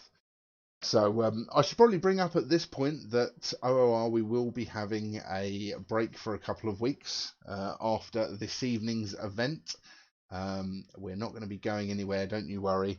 But yes, there will be a break of a couple of weeks just for the admins to kind of get their head around everything that's happened this season and everything that we then want to do and bring to all of you guys going forward. Unfortunately, next Thursday there won't be our dulcet tones on your Facebook and on I expect I'll be doing YouTube. washing again. You'll be doing washing, or I don't know, fixing a freezer or some such, and Don't even go there. This blinking freezer, I have had to. As I left for work today, I left a message for Jay to say, please can you empty the fridge again, because the fridge freezer has stopped working again. So my poor husband has spent most of the day sorting out the fridge freezer again. So maybe that's what we need, a 2-week break, just so that that Jay and Sarah can get the fridge freezer sorted. So either that or we need a series sponsor that happens to do a line in good fridge freezers. Yes, please, and that won't be Samsung, because we've had 2 go wrong now in the last 2 or 3 years. So there we go. Samsung, sorry, your sponsorship is not wanted. Anyone else that happens to make a good line of fridge freezers, yeah, definitely jump into the Discord. and that would be great. Yeah, that would be great. And I will mention your name regularly. What do they say on the ITV? Something about product positioning is in this program or something, don't they? Yeah, product placement and so on. That's the one. Yeah, I couldn't think of the word. Yeah, when we then see that season 2 consists of a fridge freezer just perched in the middle of every track that we race at, we'll know that Sarah's managed to get her new fridge freezer as part of a sponsorship deal. So. I'm not going to make any comments about back markers. Not going to make any comments about back markers here. So Mara in Facebook says 102 Ricky winner chicken dinner. Yay, you left the green car behind you like a flash. As I said, huge support for Ricky on the Facebooks, and congratulations to him. He will be starting at the back of the grid in the A final. So yeah. Do you want to know who's in the A final? Well, it depends. If it looks like the guys are getting ready and they're all sort of getting themselves into the server, so it seems like a pretty good time for you to run us through who we can expect to see, Sarah. Dom, have you got this in front of you, or do you want me to take it? I haven't got anything, I'm afraid, so I'll let you take the reins. You're absolutely fine. Okay, so here comes your A final grid. Your pole man for the A final is 447 Turner 447, followed by our points champion 910, none other than Mr. Niall McFerrin.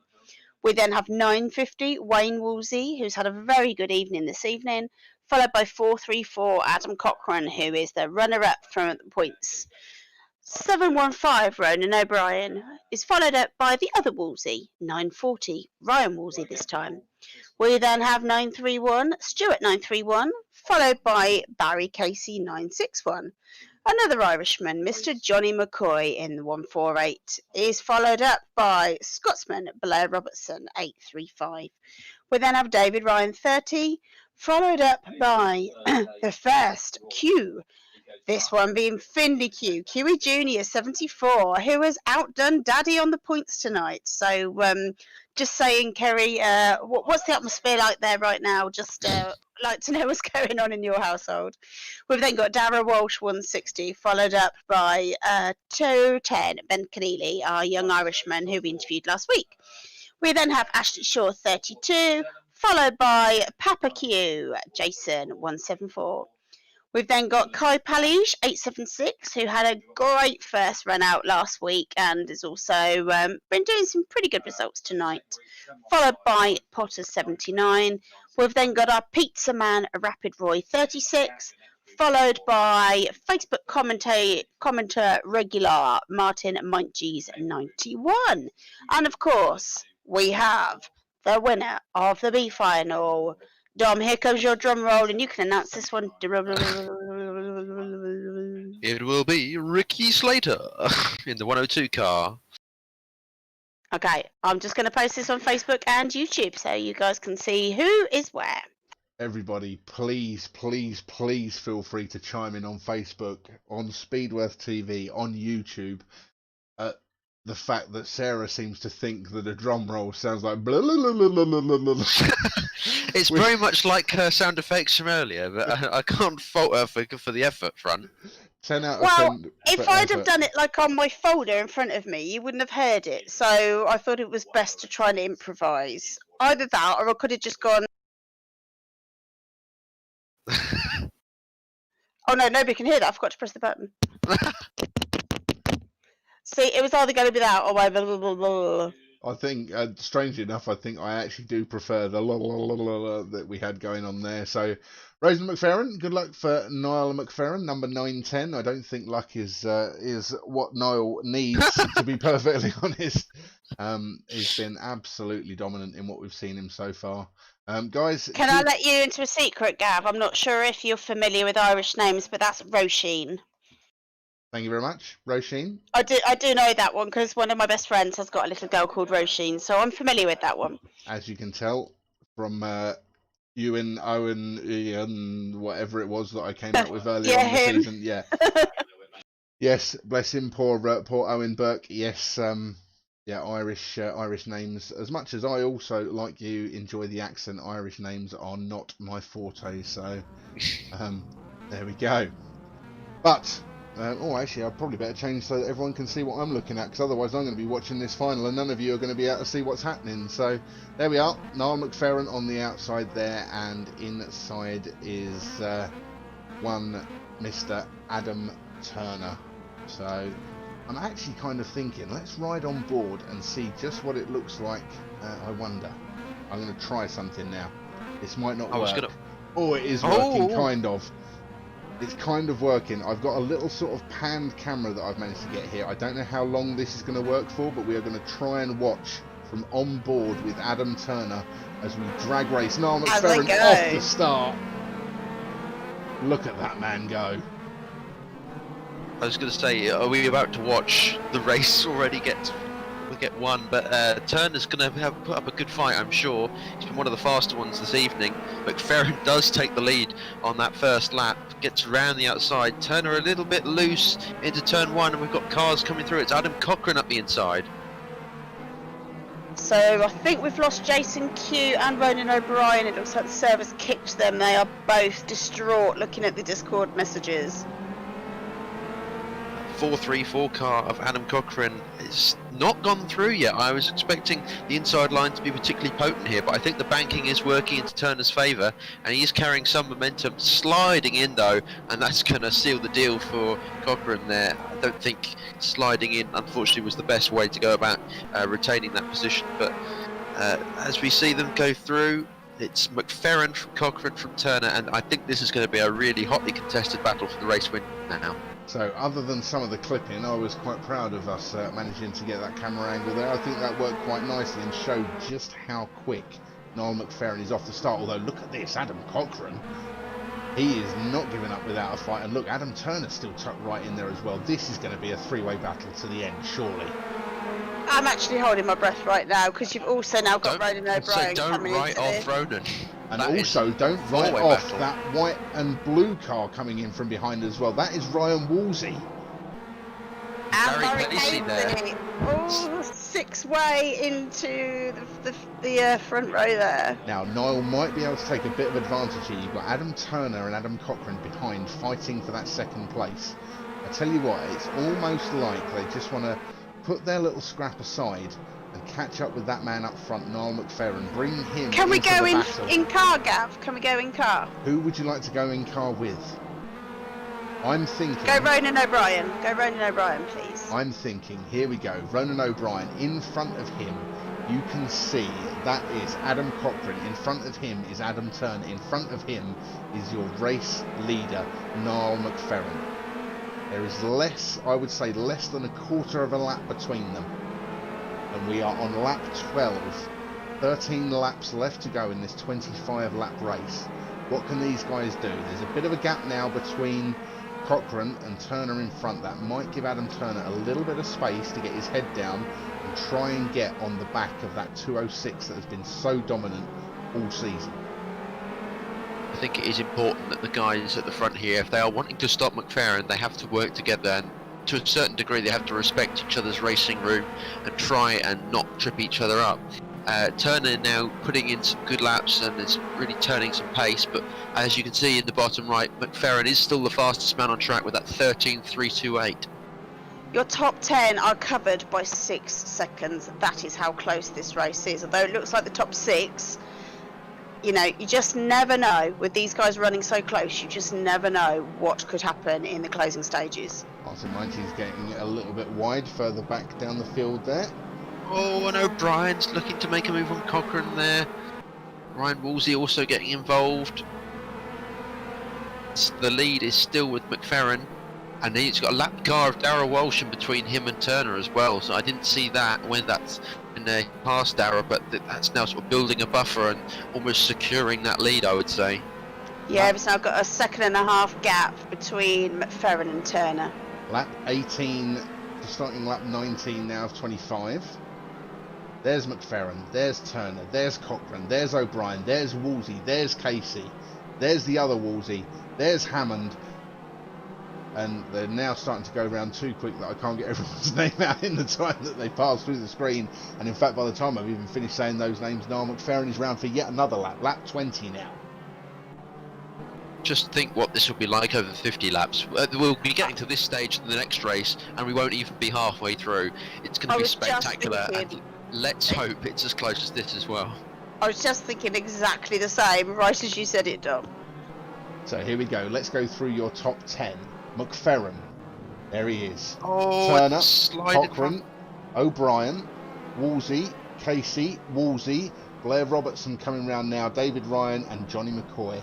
That's your top 10. Ricky Slater, look at him. He's pushing his way through the field trying to get into the top 10. It's Ashley Shaw who nearly spun in front of McFerrin that last lap. He's now behind, but he is following him through actually. He got ahead of Finley Q on that last lap by following McFerrin. But again, I can't see Turner getting through this as smoothly. He's still got a little bit to close up, over a second gap. Hopefully things can play into his hand, but McFerrin is unstoppable. Another new fastest lap has been set since I last looked. He's now a 13.305 as the fastest lap as he comes around the last corner.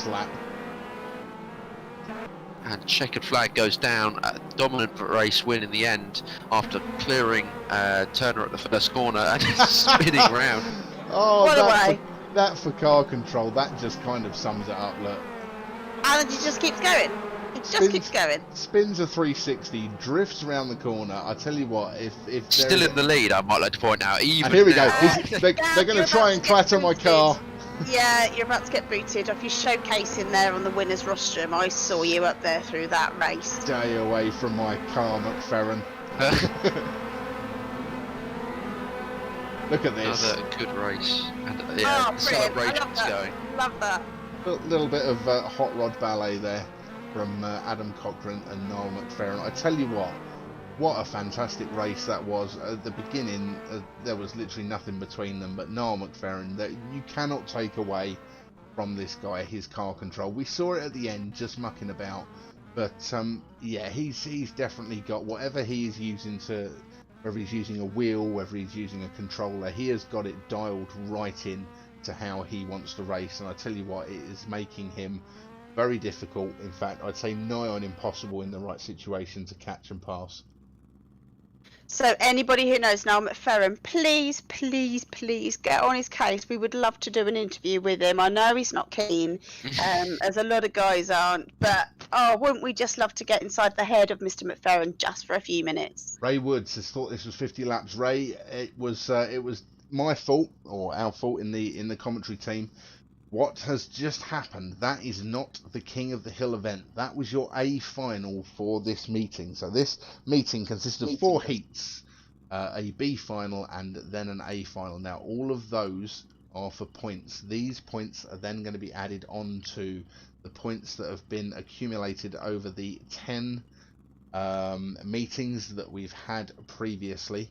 And now the admin team are no doubt sat there scratching their heads and trying to work out what a calculator does as they tally up the final points to work out. Jay's got his shoes and socks off. He's having to use everything to count up to 20.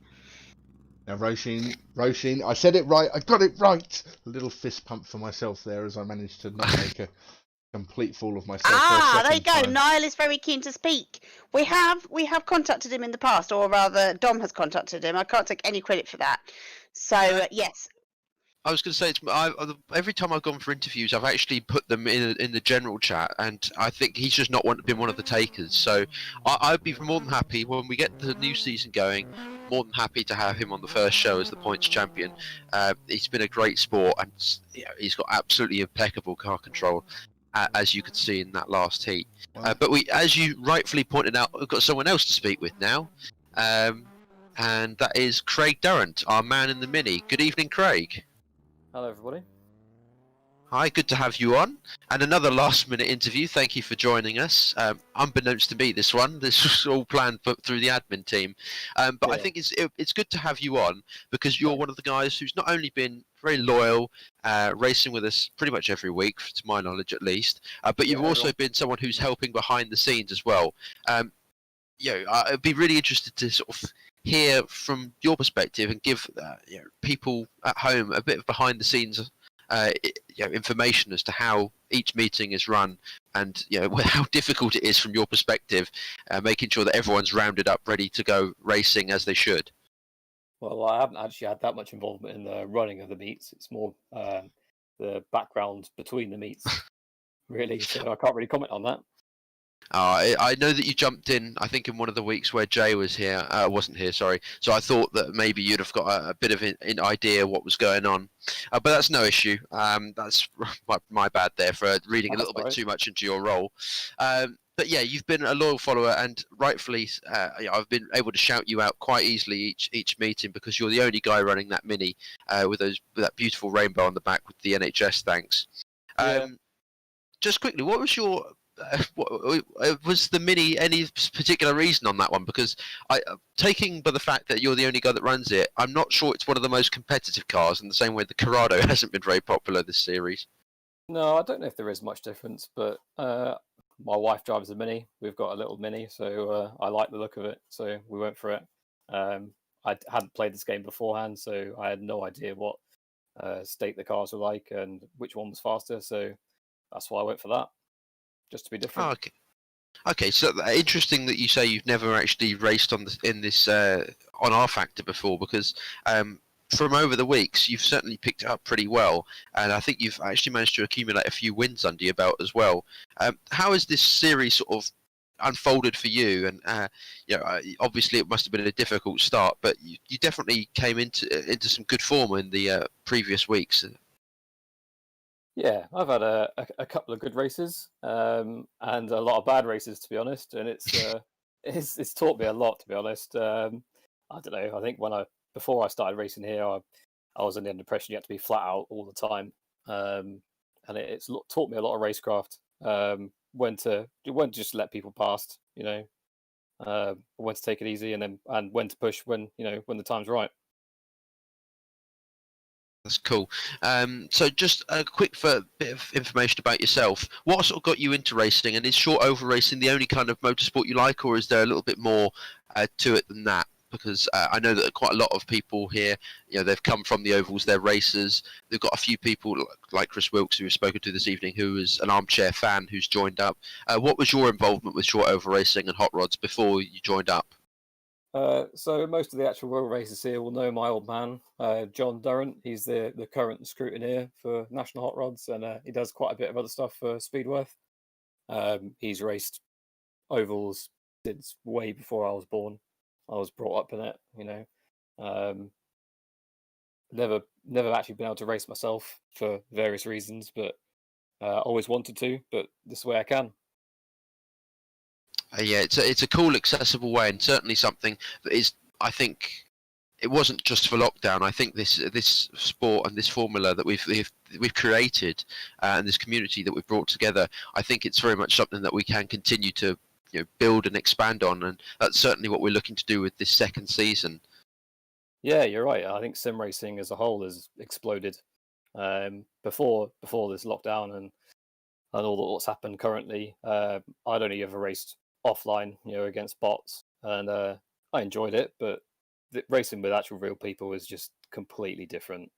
Not only have I discovered the amazing R Factor and all it has to offer. But I've got pretty heavily involved in iRacing as well recently.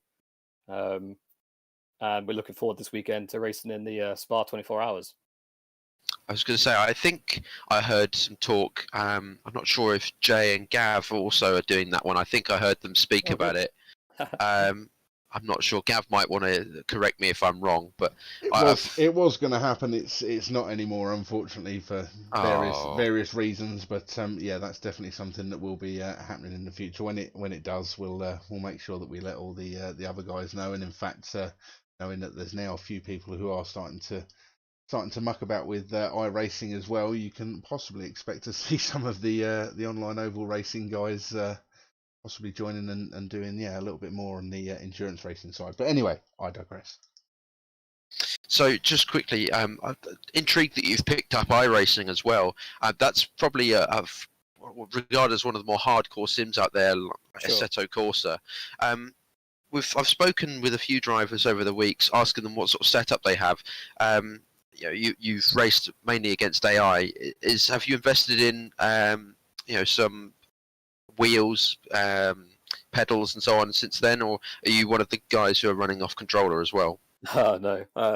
So I already had a decent Thrustmaster wheel, pedal, and had a play seat which I've had for years, which has been sat in a cupboard. But in January that got a dust out and got put all together.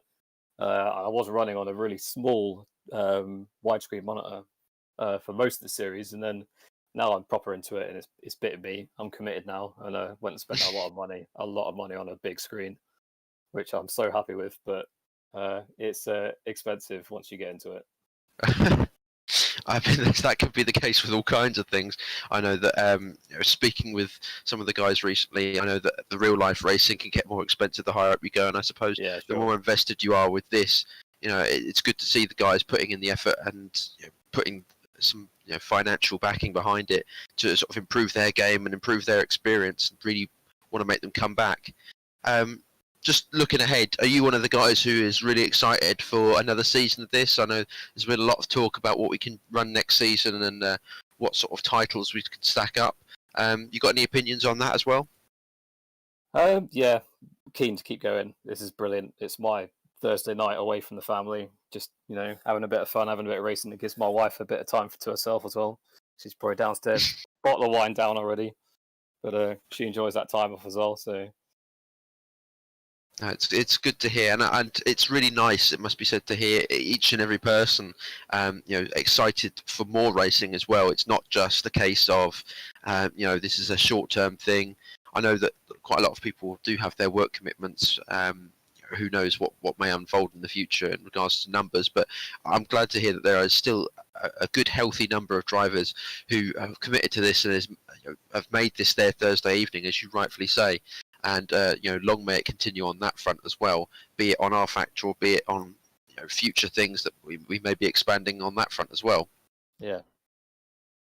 So just go on, Gav. No, after you. I was just going to say, if we have a cheeky little sneak over at the Facebook comments, we can see that Sarah has posted the King of the Hill grid, and Craig. Yeah, I tried to edit it and had a mistake, so I did quickly delete, but it is ready to go. Are you ready for me to press go again? Well, I was just going to while we had him in here, just congratulate Craig on obviously the consistency of results that he now finds himself in.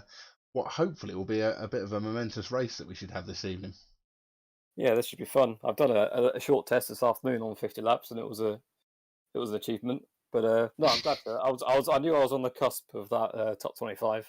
So have you got the energy drink at the ready to keep you going for 50 laps? Well, I'll always keep going. It's fine. I was going to do some brand advertisements then, and I thought, then I'll have to do the other drinks are available, so that's why I went with energy drink. I'll be flying around the track, don't worry. Hey. Just before we let you go, because obviously you're in this big race, is there anyone out there who you'd like to thank, anyone you'd like to give a shout out to, just before we send you on your way? Yeah, he's probably not watching, but I'll give a shout out to my old man. He's going through some tough times at the minute, as we all are, but hopefully he can stick through it, and things will look brighter in the future. And I do have a question for someone before we cut away from myself, and that's to Gavin. Uh-oh. Gavin, when's the next skid pack, mate?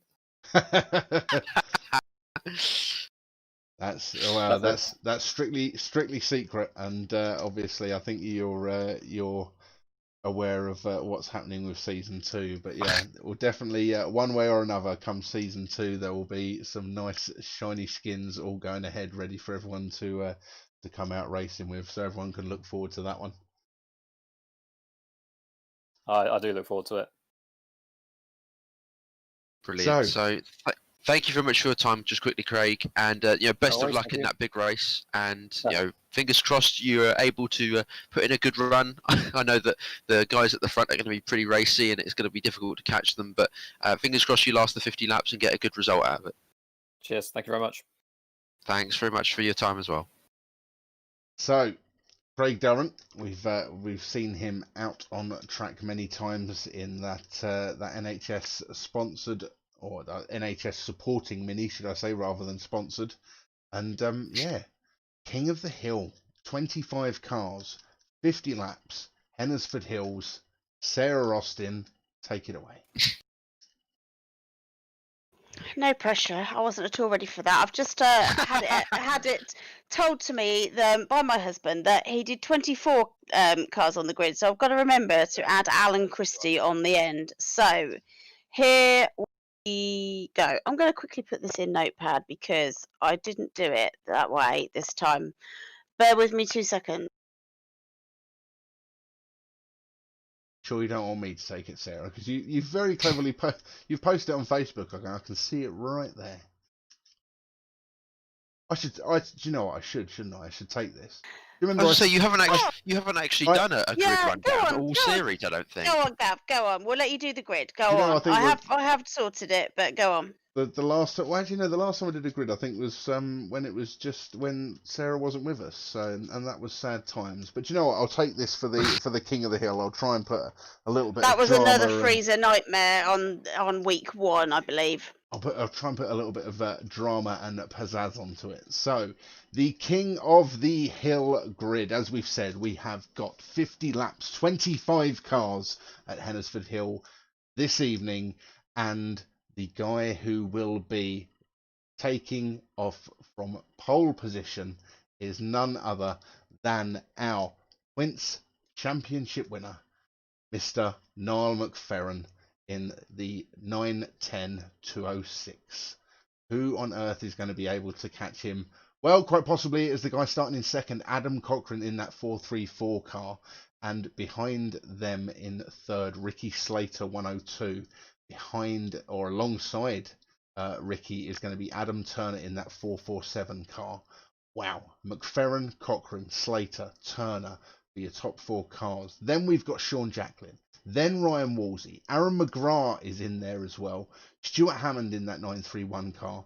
Huey Senior in the 174 then starts behind them. Barry Casey, Ronan O'Brien, Ted McGrath, Darrell Walsh, Wayne Wolsey, Darren Potter in the 79 car. The gentleman that we were just speaking to and wants to know when the next skin pack is out, Craig Durrant, is next. Blair Robertson, David Ryan, Ashley Shaw, Dom Freeman, Johnny Hammond, Chris Wilkes, who we spoke to earlier on tonight. Finley Q, ladies and gentlemen, is in the King of the Hill grid. And Matt Fawkes in the 362 car. And of course, we cannot forget, because Sarah said that we need to tag him onto the end, Alan Christie. Wow, that is a grid and a half. Just look through the top 10 people that we're going to have racing and doing battle. McFerrin, Cochrane, Slater, Turner, Jacklin, Wolsey, McGrath, Hammond, and Q. That's not a bad little scrap, is it? Let's be perfectly honest. No, they're talking in the Discord chat room about getting grinders out and all sorts, trying to lose some weight because of the closeness that this final is going to be. So there's been some banter going on in Discord, but I know the drivers are all looking forward to this grand finale of this spring season. I've even seen it. It's going through in the R Factor chat as well. Adam Cochran basically asking anyone who finds themselves as a backmarker, you can hold 9-10 up if you wish. They are trying everything to try and throw throw anything they can in Niall McFerrin's way. So yeah, I think they're actually choosing at the moment whether or not they want to do a standing start or a rolling start. It looks like Finley Q wants, I can't tell if he wants rolling or not, but yeah, this is going to be an interesting one. As Sarah very rightly said, there is always banter with these guys. They've been racing together for 10 weeks. This is the 11th week.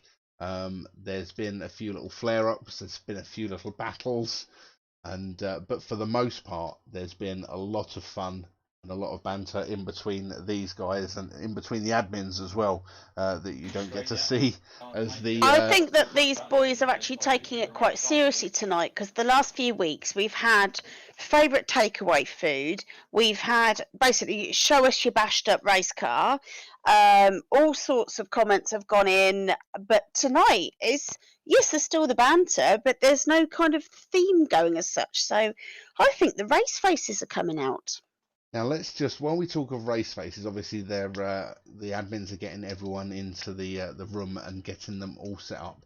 50 laps. This was chosen by the drivers that they wanted to do a 50-lap race for this one, so it's under their choice. Let's just think of some of the other drivers that we could have had thrown into this mix if they were still with us in the league. Let's just think: Lewis Willisey, Cameron Willisey, Daniel Erdl. I was just going to say Daniel Erdl would have been one of my bets. Derek Martin. There's some big names, and I must admit, I really wish that you know, obviously that you know, the real world obviously hadn't got in the way and conspired to change things as it has, and obviously it is good that everything is starting to go back to normal. But wow, what a race that would have been if we'd have had some of those names going in up against Niall McFerrin. But I tell you what, it's going to be an interesting one with who we've got racing at the moment. And we've already seen them scrap a few times tonight, and I can see it being a very long battle between McFerrin, Cochran, Slater and Turner. If we just take the A final as anything to go by. Go on. Are you going to say that anyone can get in Niall McFerrin's way, Dom? Oh, it's a difficult one. But I mean, if anyone can do it, it is Adam Cochran. He's been probably the man who's been able to stave him off the most this season, alongside the Williseys. Turner's also put in some really good performances as well. I think those two are probably the favourites. Ricky Slater's there too and can't be written off. He's shown good pace in that B final we saw earlier. But I don't know. It'll be difficult to see whether those three can put their differences aside to work together and stop McFerrin. It's going to be such a close one. I don't want to call it right now, but it's obvious that the pole sitter McFerrin and, of course, points champion across this series will be the hotly contested favourite. So on the Facebooks, we've got a few comments and bits and pieces coming through. I don't know. Can you see the Facebooks tonight, Sarah? Or yeah, no, I was keeping watch. So we've got shout outs from mostly all across the world. So the South African boys are out there wishing good luck. Martin Montjes, Sabrina Fernandez is saying, well done, Safa boys from the fellow Southern Hemisphere neighbour in Zim. So I'm guessing that's Zimbabwe. We've obviously got the Irish contingent. Good luck, Aaron, 57, Adam Cochran, Ted, and all the other Irish drivers, says Dorothy. Go 102, says Valley Fernandez. So, yeah, Adam Cochran for the win, says Connor Jones. So he's been brave enough to actually go with Adam, which I think is a pretty good shout. So I'm with Dom all the way on what he just said. Come on, Alan Christie, says Johnny McCoy.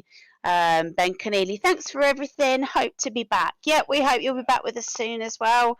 As we mentioned earlier on, we are having a couple of weeks off just to kind of shine up our skills a bit more and get back for the spring and autumn series. So we can see on our screens now the guys lining up, and where I did see a message in there from Roy Anderson, Mr. Rapid Roy himself, not racing now. Mr. Pizza. Mr. Pizza. He is in and spectating. He's not racing in this one. I've parked my car in a little bit more of a respectful place now, just because, you know, it would be rude of me to take away from whoever does eventually make themselves king of that little hill. Dorothy, Adam for the win if Aaron doesn't. Right, let's have. We debuted it last time out. Where's it gone? There's the view. There's the little modifier button that I want. Here we go. Have a little bit of drama. Look at this. Adam Cochrane is the car that we are on board. Niall McFerrin is up the inside, and behind there, Ricky Slater. Look at these guys into turn one. Adam Cochrane Great just off the slipping line. behind. Yeah, McFerrin unbeatable really with his starts all season. I think in one of the post-race discussions, Jay came in and was complimenting his start. So he's been on it all season. Cochrane now will have a lot of work to do, but if anyone can do it, I'm sure it is him. Just looking back, Slater has taken up the 3rd position and Turner has slipped into 4th with Sean Jacklin in 5th. Let's see how this unfolds, ladies and gentlemen. 50 laps underway. There's 25 cars that we have got out on track at the moment. So It's definitely a battle for second, isn't there? Ricky Slater and Turner 447 are trying to get the move on Adam Cochrane. So Adam is defending as well as attacking right now. Now, here's what we said last time out. Are we going to see this happen? Maybe with Ricky Slater this time round and Adam Cochrane, because Turner and Cochrane seem to be scrapping it out amongst themselves. You can see cars getting all kinds of sideways, but if you're going to get past Niall McFerrin, well, you're probably going to need a little bit of luck, and they are definitely going to need to work together and try and get the speed up, as Niall goes right to the inside there, and that's Adam Cochrane right definitely up made a on the back gain. bumper there. Definitely made a gain. Can we go in Adam Turner's car, please? Adam Turner, as requested, here he is. Ahead of Get to Adam watch Turner, we have Ricky Slater, he's in 3rd. Adam Cochrane. And then, I mean, you can see, look, Ricky obviously has speed. He was on his brakes for quite a bit there, sitting back from Turner. From Turner. Cochrane. We're on Turner. Cochrane. Too many Adams. Yeah, the driver's using all the road. Nice bit of Speedworth TV promo there for Ricky Slater, but the guy's using all the road to try and get the optimum speed off the corner. I can see Cochrane was diving up the inside, and Slater's having a go around the outside. Can he do it? I thought we saw McFerrin do it earlier, or McFerrin attempted it earlier before losing out on the last turn. Line astern as they come through turns 1 and 2. Pretty much from 1st through 6th, all line astern. And even further back, actually, as it's 1st through 9, Barry Casey rounding out that pack, all pretty much in line, going through that corner and trying to get as much slipstream and as much help off the corner as they can from each other. There's 5 seconds covering the top 12. That is how close this race is. They all want to... Chris Wilkes has gone round. And we're going to have a break in the pack, I think. I'm not sure. I think Aaron McGrath's made it through, and I think most of the pack have made it through, to my surprise.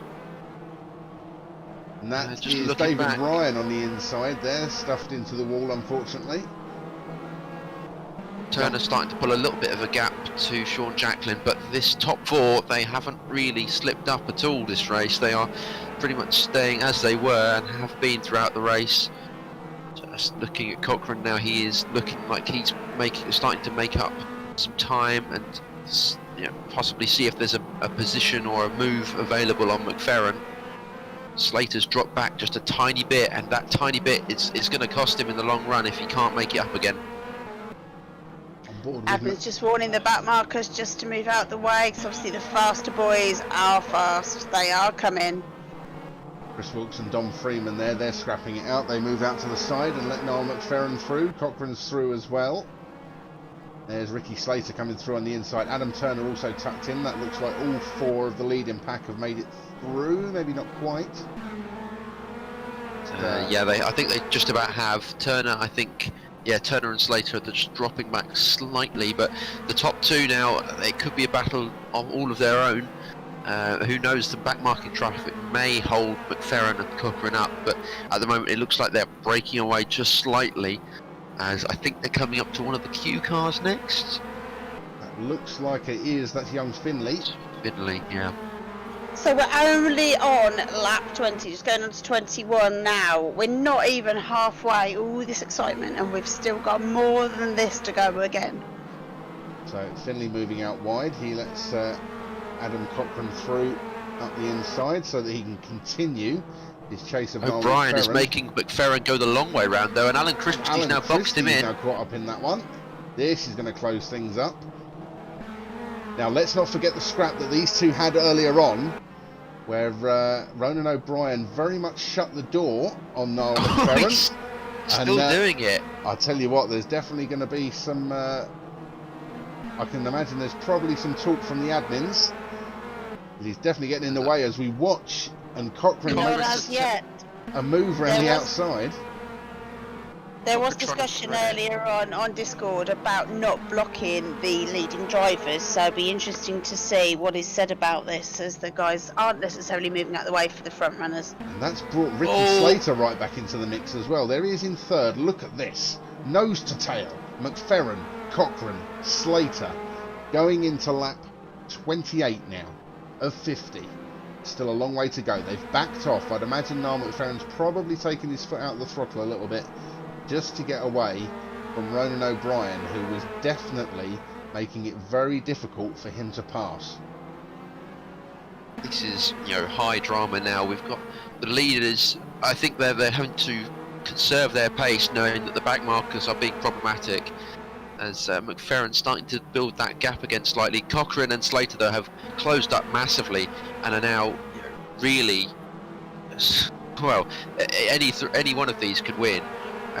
Thank you, Gav, for just changing the graphics around. I can see that McFerrin is still the fastest man. I don't think he's ever not been the fastest man on track whenever he's in a race. He's As he tries to round the outside. He's So just trying talk round the us outside. through, for this 50 lap race, how would they have had to alter the setups and add additional fuel and the tyres? What differences do they have to make on this kind of long race? Well, it's mainly going to be the fuel that they would have added. I don't know how much the simulation of tyre degradation that R-Factor actually has in it. They'll definitely be running more fuel. I think one of the things we've really got to consider is definitely the fatigue of the drivers themselves and having to keep their concentration for 50 laps. It's a long time, and we've still got 20 laps to go. Imagine you've nearly got a B or an A final worth of laps still to complete at this stage. Yeah, again, I'm not sure on the tyre degradation front, but I know that usually if you're going for a longer run, you'll have to have higher PSI in the tyres. That usually means a little less grip, but less rolling resistance on the straights. So, again, there'll be marginal changes. Oh, Sean Jacklin coming across the front of Noel McFerrin. Sorry to cut over you there, Dom. No, that's cool. The action picking up again as McFerrin going through the lap traffic. I think he's now pulled a buffer to Cochrane because Cochrane is getting caught up, and he is now stuck behind Ashley Shaw, Sean Jacklin, and Dom Freeman, I think, in a 61 There's Dom car. Freeman, yeah, that was it. I couldn't see who it was, but Cochrane now getting caught up and is letting McFerrin run away with this somewhat. Yeah, the gap is now up to 1.7 seconds, so definitely McFerrin has made the best of the traffic, and as you say, Cochrane is getting stuck. Ricky Slater is a further 2.2 seconds behind. I was going to say it might actually be worth looking at Slater because Slater is, I was just about to say there is no car in between him and Cochrane, but actually now, just as I was about to say that, Ashley Shaw, now he does get out the way in time. Very swiftly dispatched by Ricky Slater there, so he is chasing down Adam Cochrane. And Slater did actually show quite a lot of pace, as you rightfully pointed out earlier, Gav, when he was having to back off quite early when Cochrane was fighting with McFerrin. I think he could be a real dark horse coming through to second in the closing stages. If something were to happen to McFerrin, he will certainly also be there to pick up the pieces, but at the moment, McFerrin controlling things at the front, unlikely to lose out at this point, but So who knows, anything can happen in racing. That graphic down the bottom corner with regards to Ricky Slater, so we've got Adam Cochran 0.5 seconds ahead. Wayne Woolsey, the next car behind him, some 4.5 seconds adrift, and that looked like Johnny Hammond, who was facing the wrong way there. Look a little bit further down the field. There are the Woolseys scrapping, or there's Wayne Woolsey anyway, scrapping with Barry Casey, who's managed to get ahead of him. Aaron McGrath doing very nicely for himself. He's up in 6th. And look Turner at this, faded Adam away Turner somewhat. Right down. He's not had the best of luck, it seems, or the best of form. He's drifted off slightly. Aaron McGrath and Woolsey and Casey both capitalising on his loss of pace. Just looking around as well, QE still in the top 10 along with Darragh Walsh, but these final 5 laps now, it looks like, looking back to the front, McFerrin's gap nearly, well, it keeps fluctuating between 2 and 3 seconds depending on where they are on the circuit, but it looks pretty commanding. There is Cochran, you can see the gap, and there's Ricky Slater tucked in behind.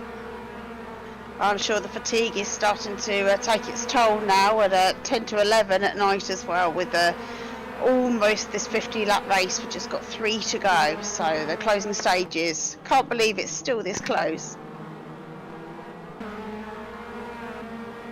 Riding on board with Ricky Slater, 3rd place man, some 3 seconds behind Niall McFerrin, your leader, and yeah, he's only some 0.3 of a second behind Adam Cochran in 2nd place. It's looking, should something fairly major happen, like Niall McFerrin is going to be crowned King of the Hill, but this is where the scrap is, right here. Ricky Slater with a little nudge. Ronan O'Brien's on the inside there as they come round to finish the race. And there Checkered flag, and the King of the Hill title goes to Niall McFerrin. What a fantastic drive he's had, fending off his rivals all that time, and once again putting the drift in on that celebratory lap as he slides the car through the corners and spins it once again. 50 laps, and what a drive.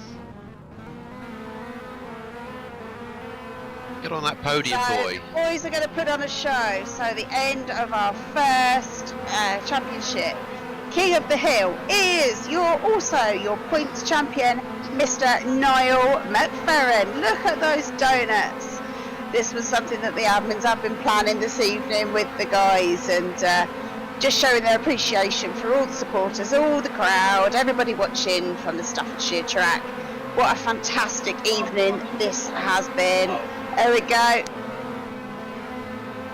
It was supposed to be Niall on the winner's ramp, but Dom Get out of the way, Freeman. I know what there we Dom's go. like. And 2nd and 3rd. What a brilliant, brilliant way. If only we had a photograph of that finish. Yeah, brilliant. Oh, well, we're all getting in there now. It's like having a photo bomb, isn't it? Who can get in there? So Ricky Slater's the only other man that needs to sit up on that podium, but he's absolutely... Oh, there he is. There we go. That is the top 3. That is the top 3 there. Findique just doing photo bombing there. Great bunch of guys. Fantastic support that they've given us over the weeks. Absolutely. And thoroughly deserved the top 3. They've put in a huge amount of effort, and we wouldn't have made it without them. This series has grown so well, and look at that ballet, as you mentioned earlier, so artistic and so coordinated. Should form a stunt driving team with that. The pirouettes just keep on coming, don't they? Interesting, we were talking about what would we have had to have changed for a 50-lap race. So we've got several of the guys. Chris Wilkes, 111, ran out of fuel. Dom Freeman ran out of fuel. Just several guys have run out of fuel. So, yeah, we were saying halfway through, weren't we? What changes would they to have made? Did they think about the fuel? And the answer was no, not everyone did. So there we go, just some of the cars that have taken part, and they've all disappeared, and just like that, the end of season number 1 for the National Hot Rod Series here at Online Oval Racing. I hope you guys have all enjoyed it as much as we have bringing it to you. It's been it's been a pretty awesome experience, I think, for us just to be able to come and watch racing and talk about it every single Thursday. And let's just quickly have a look and see what is happening on the Facebook comments before we wrap up for this evening. Valley Fernandez, no doubt very happy with how Ricky Slater was driving in that one. He was definitely having a very commanding drive. It would have been interesting to see what would have happened if that little gap hadn't have appeared between Noel McFerrin and the chasing guys. Martin The Discord comments to the top three. Sorry, Gav. No, go ahead. The Discord comments are going absolutely crazy. I should think nearly every driver has put thank you, great race, thanks, thanking the admins, thanking everybody who's organised this. Class lads, fair play, says Darren Walsh. Cheers, admin, cheers, stream stuff, awesome, says Robbo835. Donovan Vorster, proper driving there from top 10, well done. The Grey Wall. When do we book in the post? When do they open? Well, the answer to that is you can't book in for a race meeting just yet because, as we've mentioned, things are maybe having a slight amendment. But the server will be open. Our Factor Live will be open. So any of you guys registered can go on and practice. And even if you're not, get registered with us. onlineovalracing.co.uk is the place to go to actually register with us. And then you can do what you've just been watching. There we go, ladies and gentlemen. That car right there is the one that you have seen that has been so very dominant this season. He is the points winner for season number 1, and not only that, he has now just proved himself king of the hill. 50 laps. Have you not got a little trophy you could add on his roof there, Gav? I was going to say we're going to have to draw a mountain amongst because he's going to have the silver as well. He's going to have Mount Everest on there as well because he's just dominated this season, and I think he deserves to have all the design going on his roof because it's thoroughly earned. He's been so committed and so fast. It's been great to watch him go round, but looking to see if there are any guys willing to challenge him next season. I think we could have a few surprises, especially with some of the guys who joined later on, turning up from the start this time. So I think he should have some water coming down his door bars, as Hednesford Hills used to be a reservoir. I know I shared this fact earlier on in the season. My thanks goes to Nick Thomas for his facts many years ago on that when we were up at Hednesford at a national weekend. So yeah, that's my input onto the design. Can you tell I wasn't the design out of the couple of J&R when we had our science business?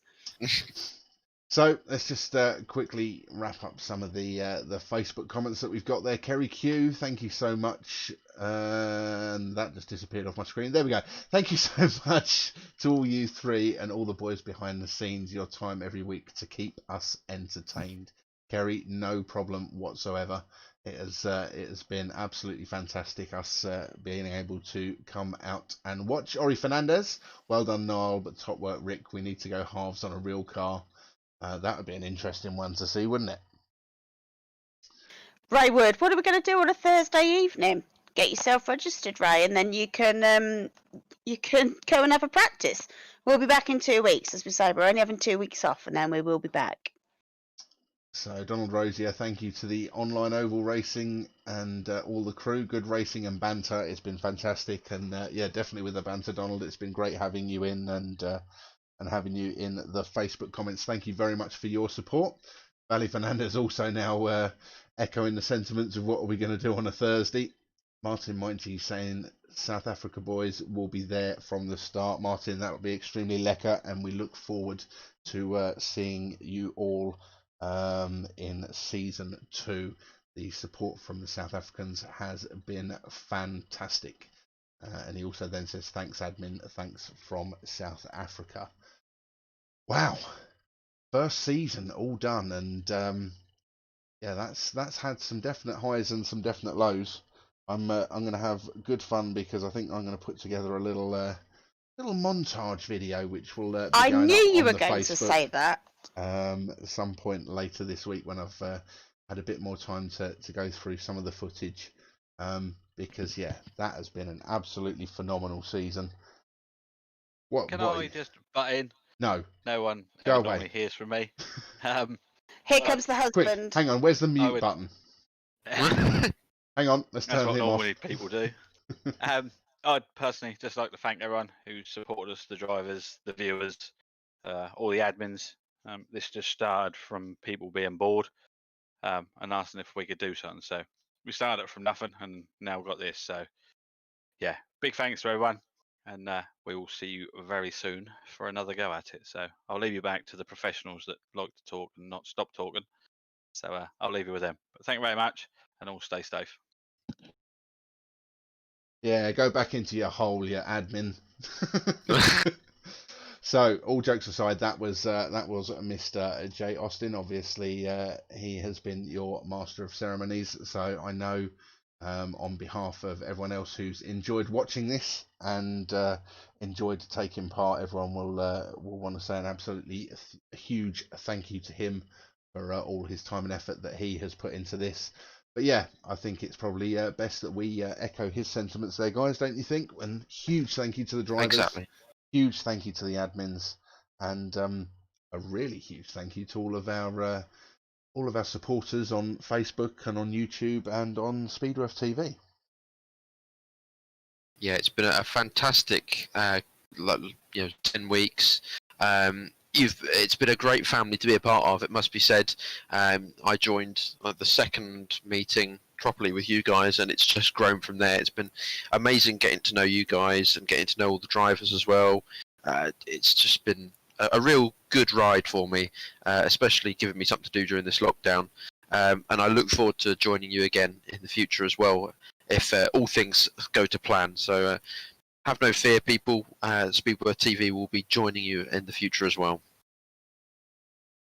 Sarah, I'll let you have your final say, and if anyone in the comments on Facebook or YouTube wants to see a particular car appear up on screen, then get a shout in now, because I think it's only best that we close out the season as we did when we had a meeting earlier on in the season, which didn't go quite to plan. Oh, but I think yeah, we should close Northampton. I think That we was should close Northampton. out, with looking at some of your drivers' favourite cars. I'll tell you what I'm going to throw in straight away, because I know there will be huge support for him in the Facebook. So, oh no, I'm not doing that. What am I doing? Let's go to vehicles, shall we, Gav? Let's do something halfway decent. And I am going to find, if I can, the 102 car. There it is, of one Ricky Slater. I know there will be some people who will be itching to see that one. And yeah, Sarah, what are your final thoughts then? Well, I have not really known anything about simulated racing ahead of coming into this. I am a lifelong racing supporter. I was brought up on track racing, and then my first date with Mr. Austin was at my first race meeting at a short oval track, which was at Northampton, as I lived in Northampton at the time. So over the last 10 years, I've got to know a lot about oval racing, but not simulator racing. So this has just been an amazing last few weeks. Seeing the comments, seeing the excitement of the supporters of the racers, seeing all the comments, seeing the banter, the camaraderie. Yes, there's been frustration, but when isn't there in life when there's competition involved? But the amount of times that you'll see, oops, sorry for the nudge on Discord, or well done to a driver and thanks very much.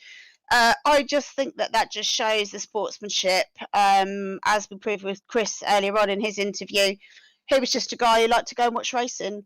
He is now online racing against the guys. He likes to watch racing. For him, that's been kind of like a lifelong dream. We've joined together as a family. We've joined across the world. I just think that this has gone bigger than we ever thought. Obviously, we're not on our way out. We are coming back in 2 weeks' time. But as we've managed to achieve this in just 11 weeks with a lot of hard work in the background, let's keep building. We'd like to see all you guys return. Throw us some ideas if there's anything different you'd like us to see and do. We will try our very best for you, but it's just been a great 11 weeks. So we'll just finish off with some final cars for people that they want to see. Just see if we can find. Let's have a quick scroll through. One Jason Loosemore for our South African fans. The SA15 car there. And then the final one that we will round out with for this evening a request from Martin Mike G's to see Donovan Vorster's car. So we'll go to that one. I must interject there, Gav. Credit to our South African fans who are still up, because it is 4 past midnight in South Africa. So many thanks for all of you still joining us and still tuning in, even though we are just literally winding down and showing off some of the beautiful designs and cars that we've had over this course of this series. Nathan says, will there be more interviews next season? Without a doubt.